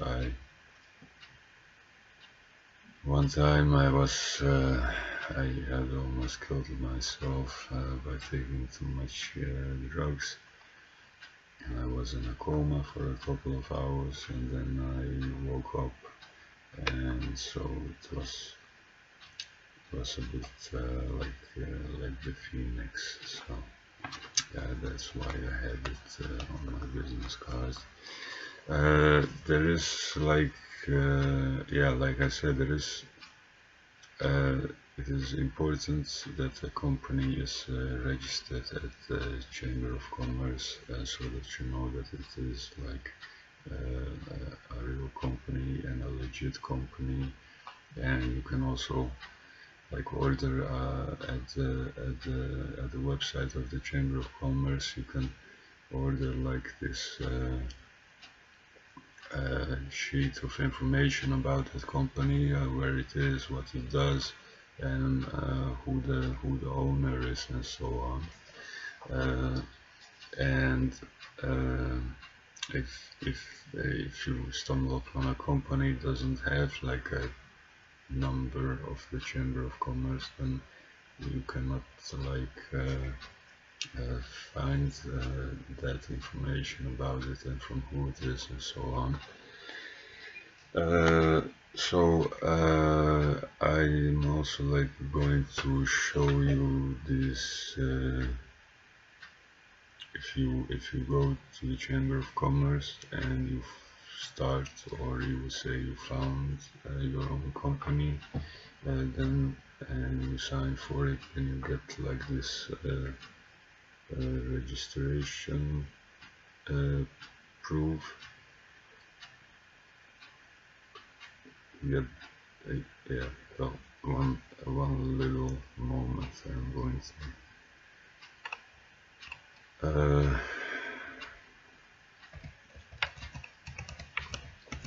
have to translate it.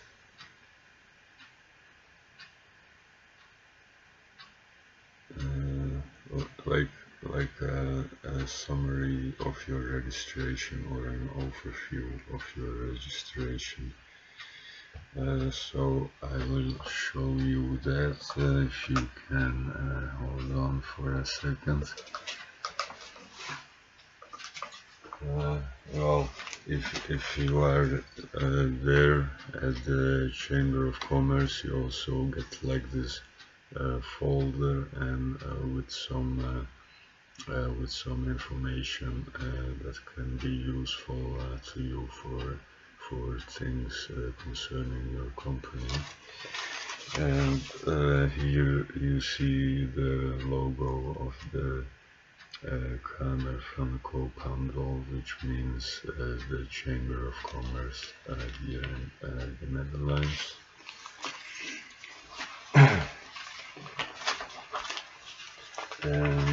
And you get, if you start your own company, you get like one of these.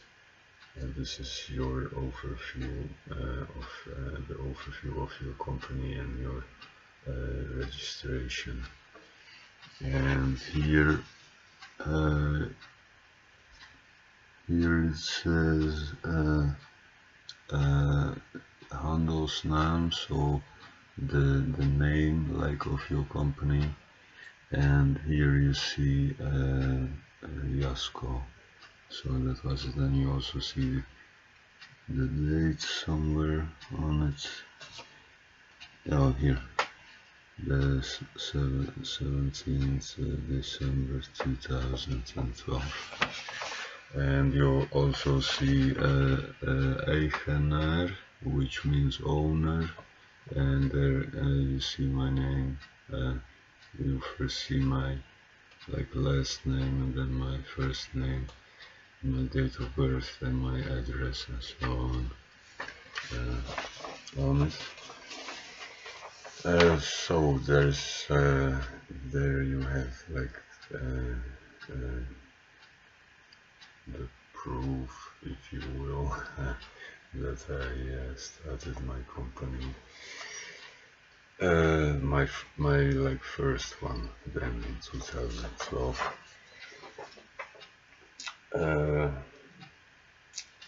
Okay, and I have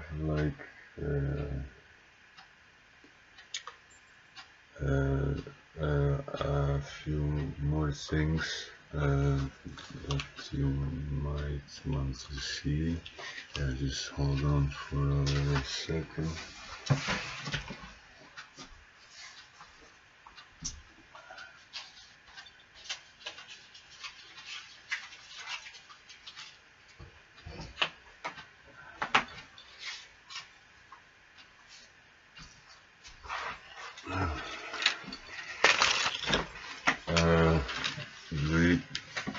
Do you know, I was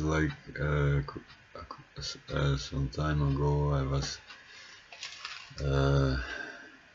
recording a video, and it took me a lot more time than I thought it would, and it took me about, I was talking for 2 hours, and at the end I really had to go to the toilet to pee, but I still hadn't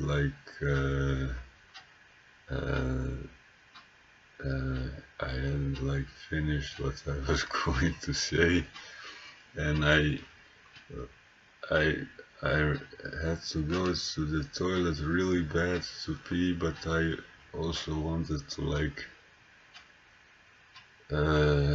because the camera was rolling now, and I didn't want to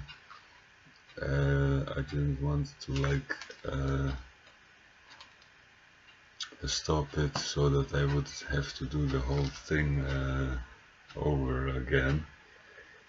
And maybe I can well, maybe it's possible to put it on pause or something and then to continue, but anyway, then I had almost peed my pants making the video. So okay, and I well, here are just oh yeah, like I said, with these there is this agency for intellectual property, and well, yeah, and there I had deposited in an idea depot, my two ideas, my financial system and my fund. And here I have this one is for the to register something as a brand. So here I have, you see, Jasco, which is my brand, and I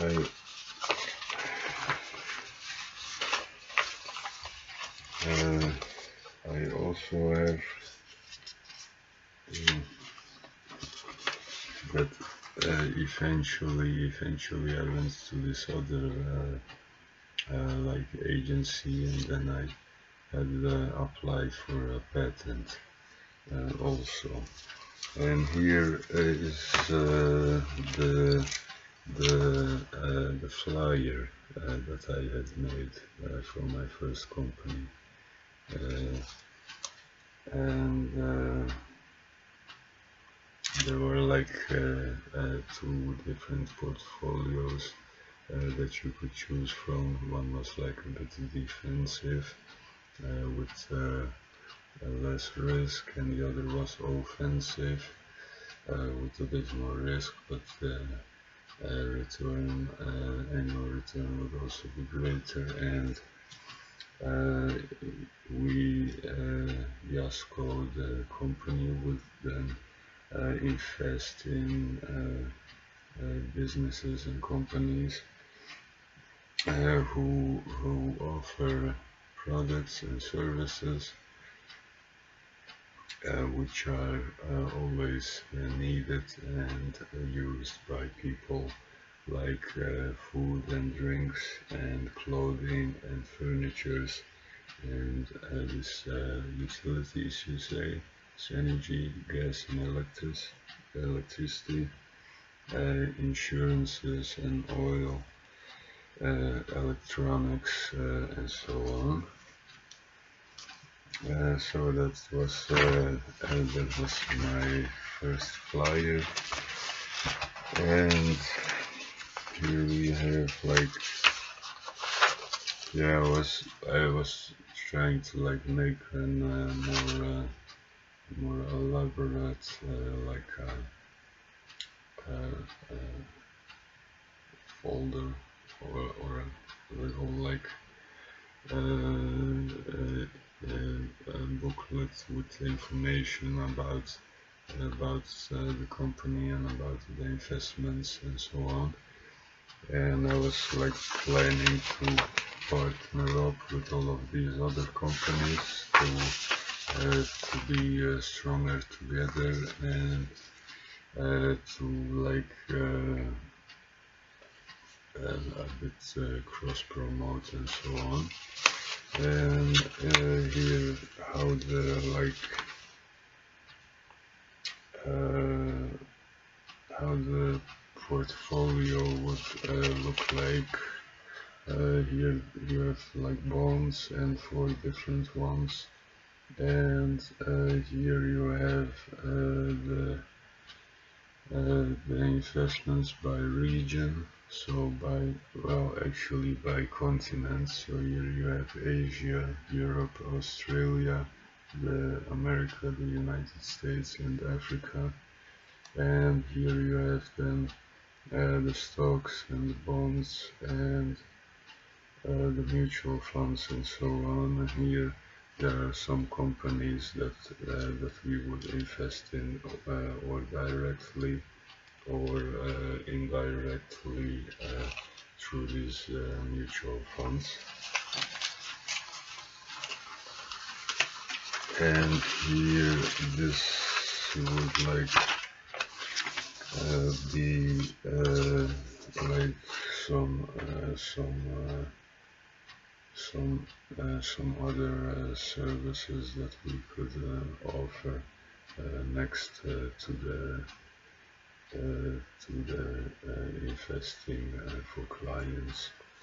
And I think that some of these things should also be from these other companies and from some people that I have met that have their own company. And this would like maybe be the front page, but maybe it was a bit handwritten. There you have me in a suit.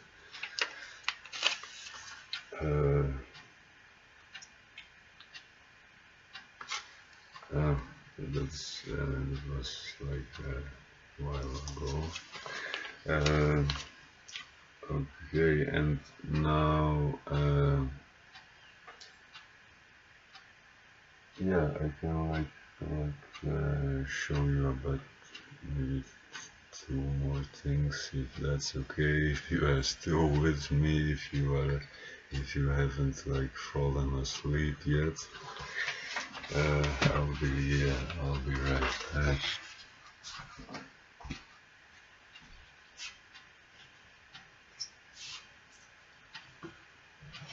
Um, one of those things is this. If you have an account at the bank, or your company has an account at the bank, then you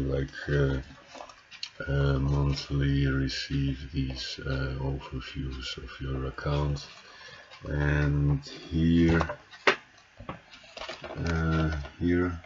it says Jasco, and below that is my address here in Doetinchem. And here you see that let's see, that there was a switch into this campaign European small cap fund, and below that that there was also a switch with the Delta Lloyd Euro Bond Fund, and also that some money went into the Schroeder Global Energy Fund, and so on. This is like quite thick, and I have like 2 or 3 of these because you have to keep these things for taxes and so on, and also for yourself.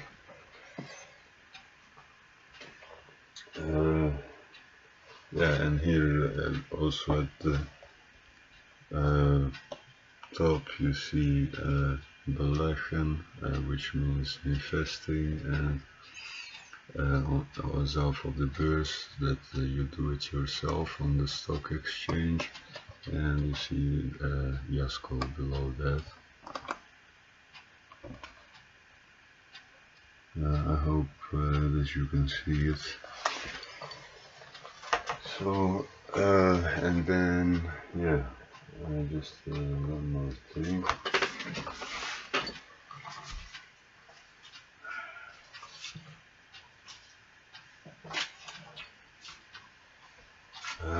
Here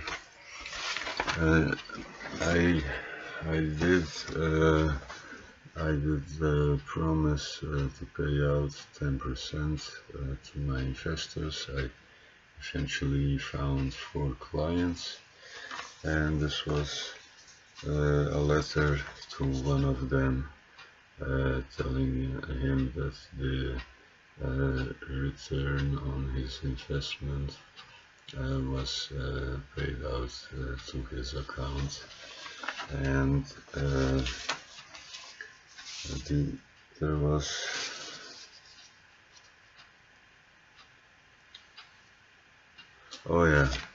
when my company existed for 1 year, they also got like a little bonus return on investment, and that's what the other letter was about.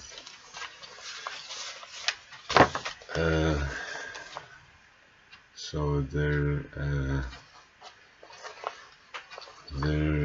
you have like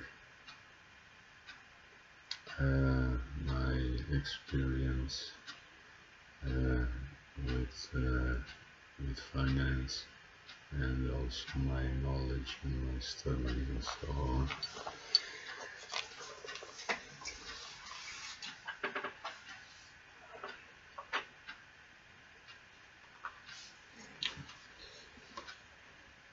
I am going to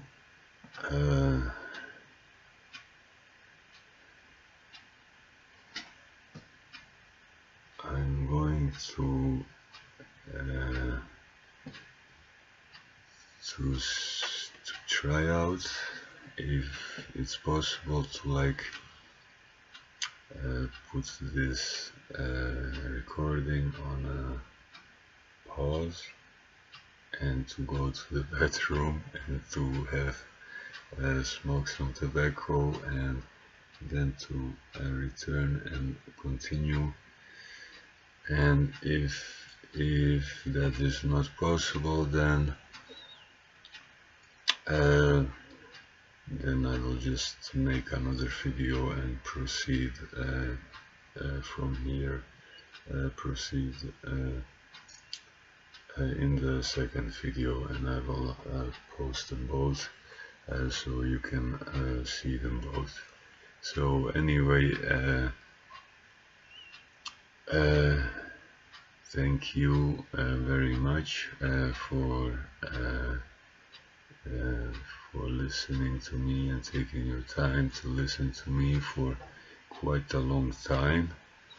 I hope that I have answered a couple of questions that you might have, and now I'm going to take a little break, and after the break we are going to continue. And because I'm not like a laptop computer whiz kid or whatever, I'm just gonna try if I can put this thing on pause and then take a little break and then come back and continue with the same video, or that I would have to make a second video, which will also be no problem. So thank you very much, and I'll see you shortly after this. Okay, bye for now, and we will be right back.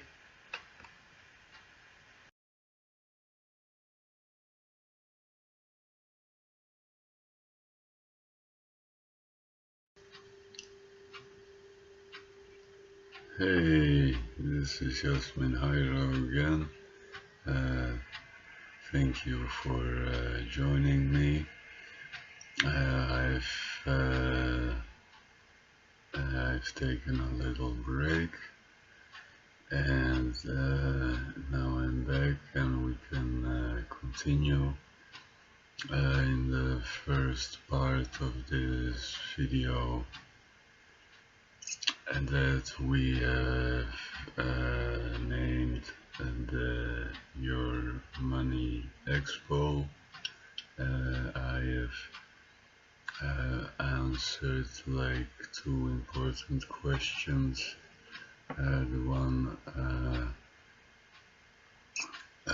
for the first for who is this book that we're talking about. My first book, Build Your Fortune. For what kind of people will it be beneficial? And the second was how can a guy that sells greeting cards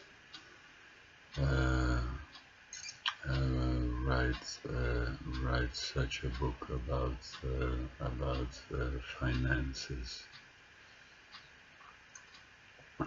So I've shown you all the home study courses about finances that I took and that I learned.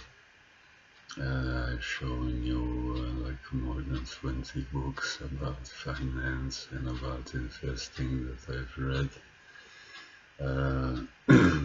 I've shown you the overview of when I started my first company, which was an investment firm called Jasco, and now I've also like made a little note about what's to talk about from now on, and I would like to show you like really quick two more things, and then after that we can get into a couple of pages of my book and into some basic things, and I've written that out so that I can show that to you as we go along, and then I can explain it to you, and how you too can use this financial system, and I can then also show you how how simple and how easily you can do it, and how that money that you save will grow. So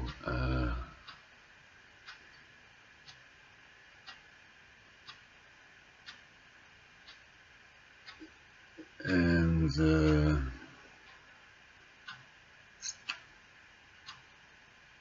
if you're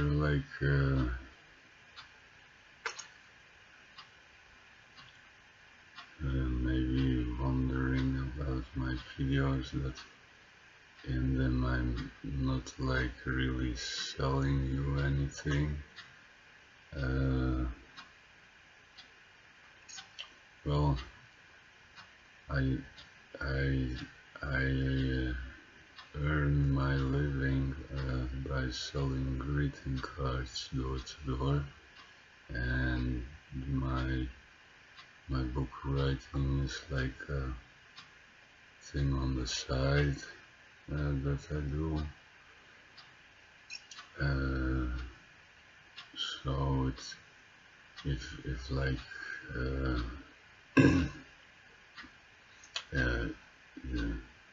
if people buy some of my books and I get some royalties from that, that would be nice, and that would be a bit of recognition for me, because I've done the work of writing it and self-publishing it and so on. But it's like this part-time thing, and so I don't have to buy my groceries from my royalties, and that is also why I don't have to desperately sell you my books. You can decide if you like them, if they interest you, if you think they will help you, then you can buy them, and then I will receive some royalties, and then some of that I will donate to charities, and I will also publish some bank statements so that you can see with your own eyes that I do what I say that I will do, so that I keep my word. Okay, so let's get on with our Your Money Expo.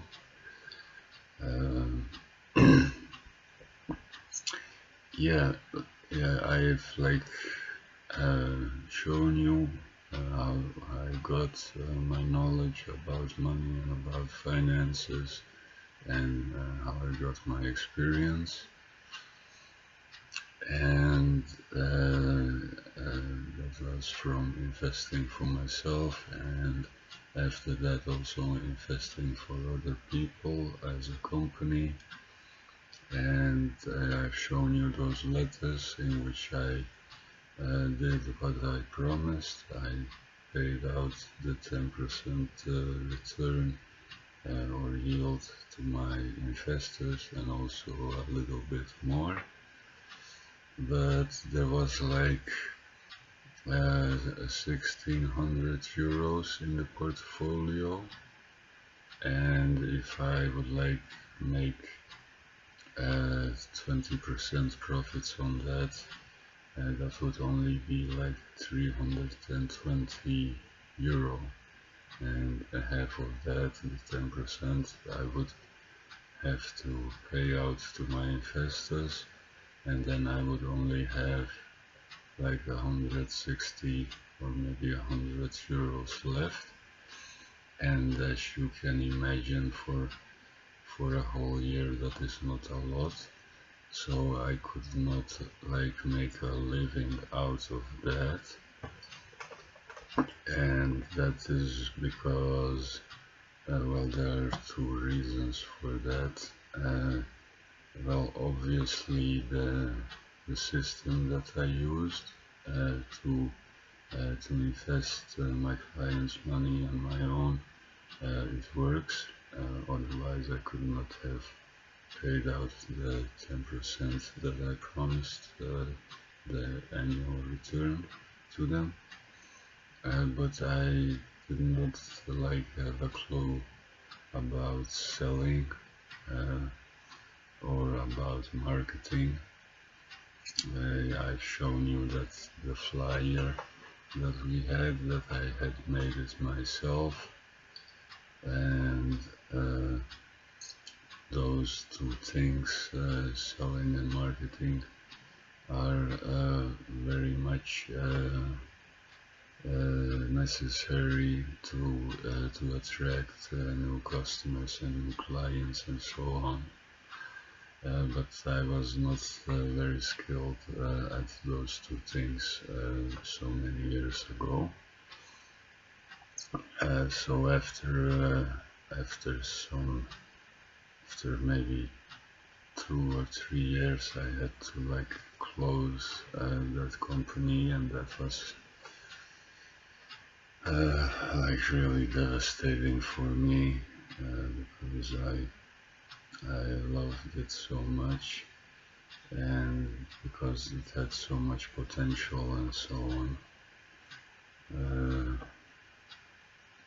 And then I got some like this temporarily work that I got from this work agency, what you maybe know, because I told it in another video. It was like when they transport all those well, in this case it was nuts and peanuts and all kinds of nuts, who they transported to the Netherlands from foreign countries where they grow these things, and they are like transported in big trucks, and in the trucks they are like packaged in boxes of some are 10 kilograms, some are 20 kilograms, some were 25 kilograms, so it was a bit heavy to lift that like all the day. And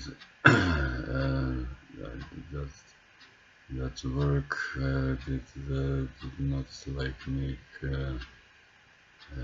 it made me feel unhappy, and like eventually I came in a couple of times late, and eventually I did not show up anymore for it. And then after that I was looking for work again, and then I got this opportunity to sell greeting cards door to door for this foundation that was of 2 other people. And after so I went on selling sets of greeting cards on behalf of that foundation, and then these people of who that foundation was. They like split up. They also had next to that they had their own company, and they were like having this relationship together, and then it did not work out, so they went their own way. And so and then there was that this website of that foundation didn't always work, and it was like a bit embarrassing to me because I was selling the greeting cards on behalf of that foundation. And after a while I also had found out that the bill to the notary to found or to officially like register that foundation at the Chamber of Commerce and so on, that it had not been paid by that guy. And I want things to be in order and to be working, and that if I say something that it is like I say that it is, you know. And so then from the earnings that I made and that I saved from selling those greeting cards, I started my own foundation. I went to the notary here in another city, which is called Arnhem.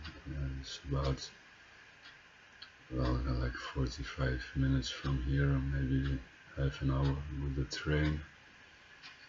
And that foundation is called the Give It Life Foundation, and it has like a couple of things that it does.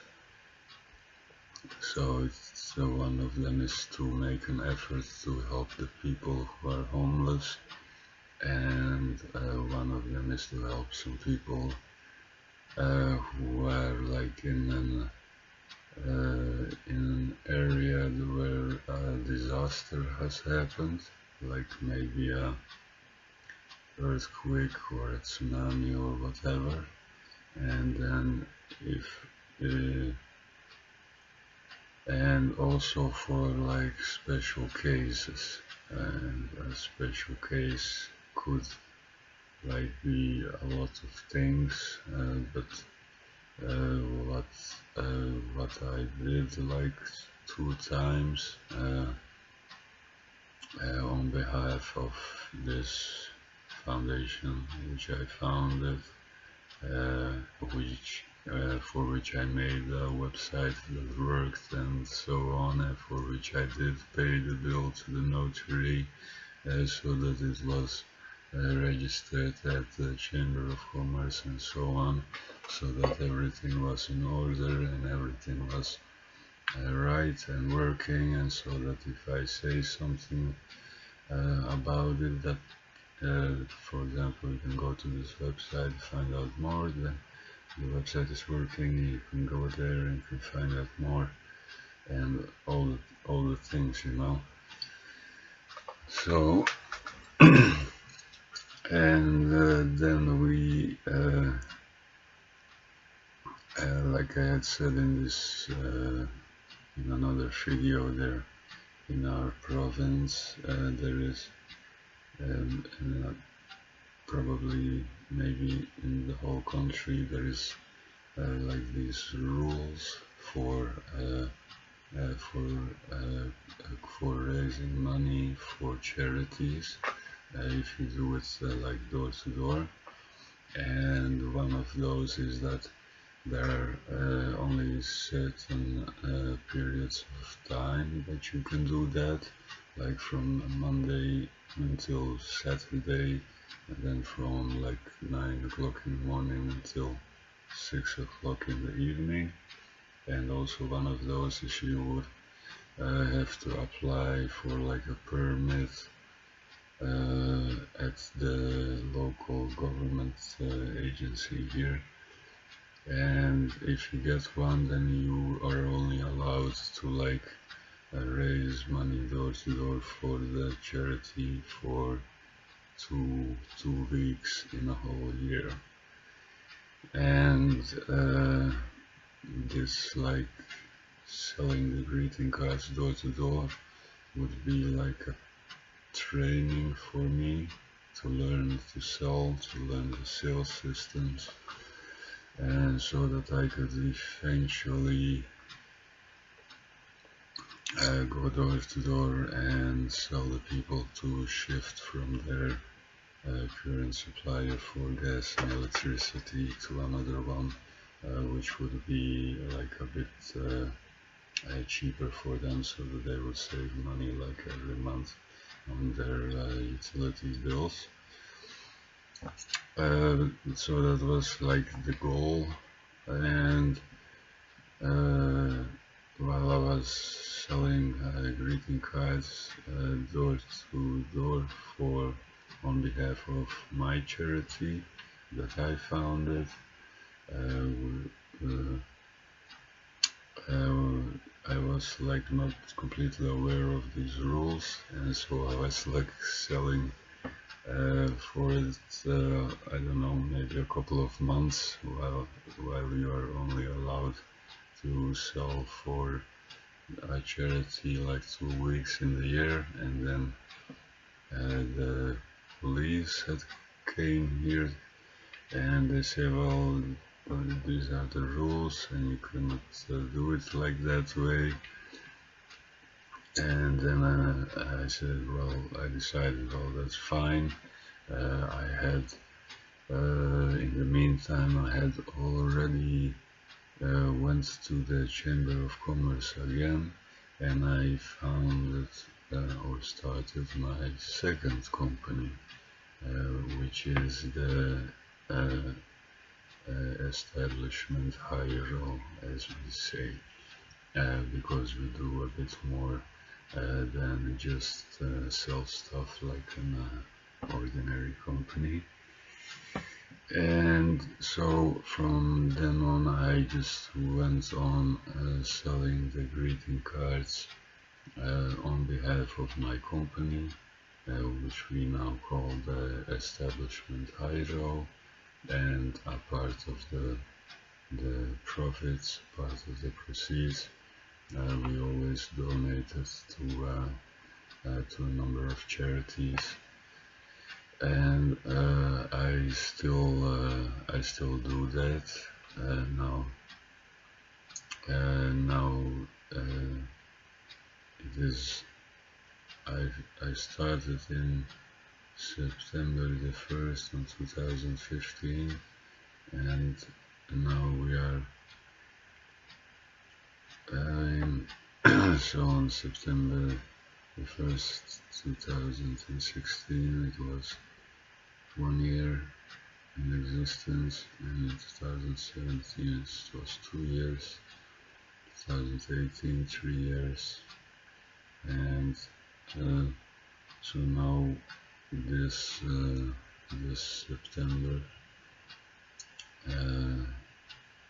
it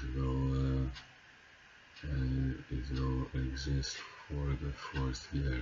So now we are in our fourth year of existence, and like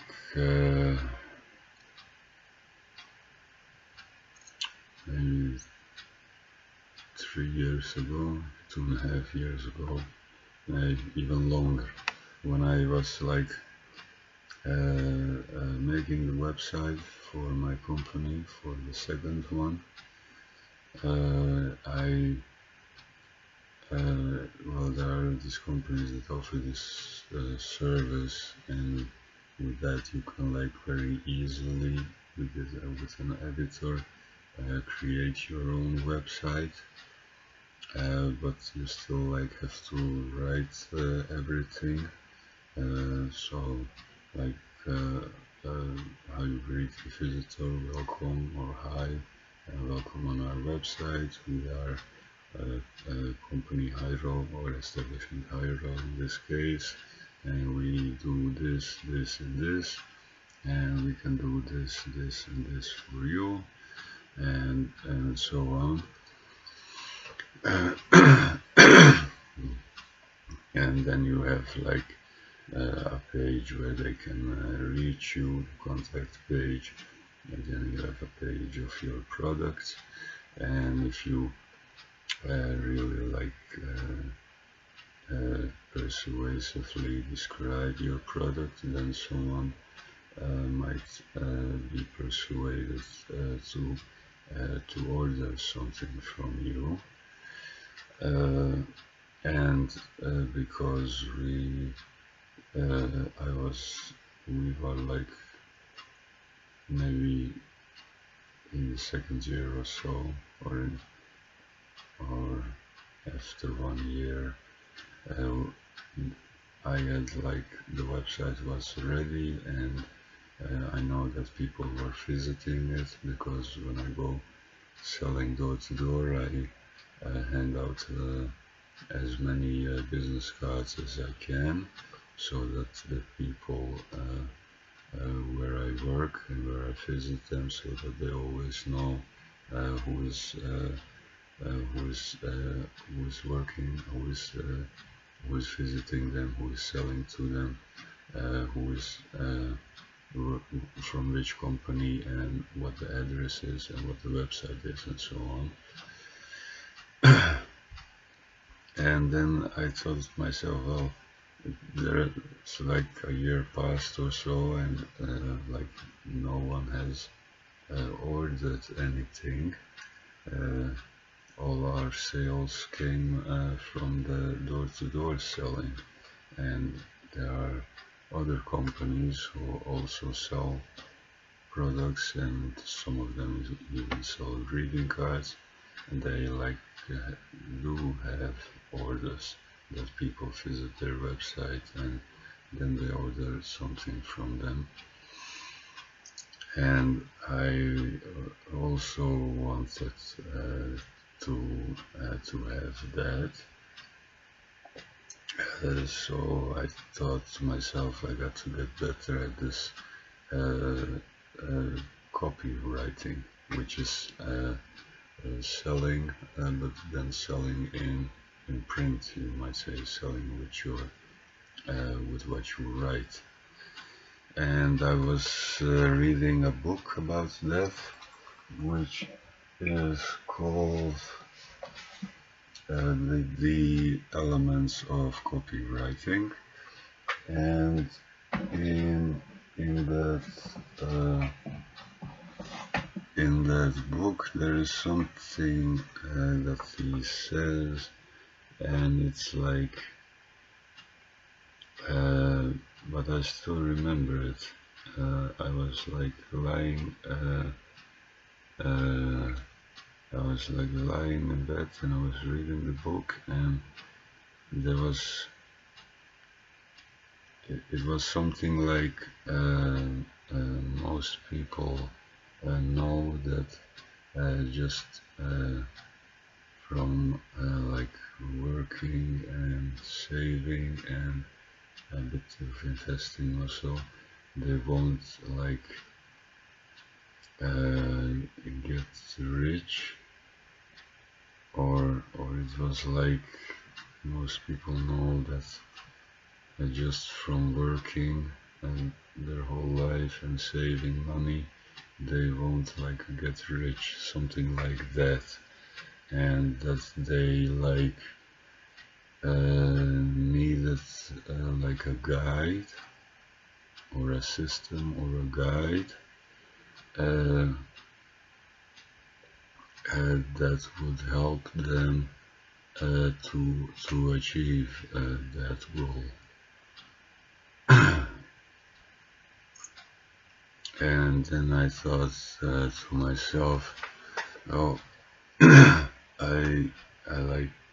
can like create such a guide because I have the knowledge and also some experience in investing and saving, and so in personal finance, like I've shown you. And I've like even got a system for it, so that if the people are working full time, that they even then that they could do it, and that I had as applied for a patent for my financial system. And in case you like haven't seen it, here it is. This is what it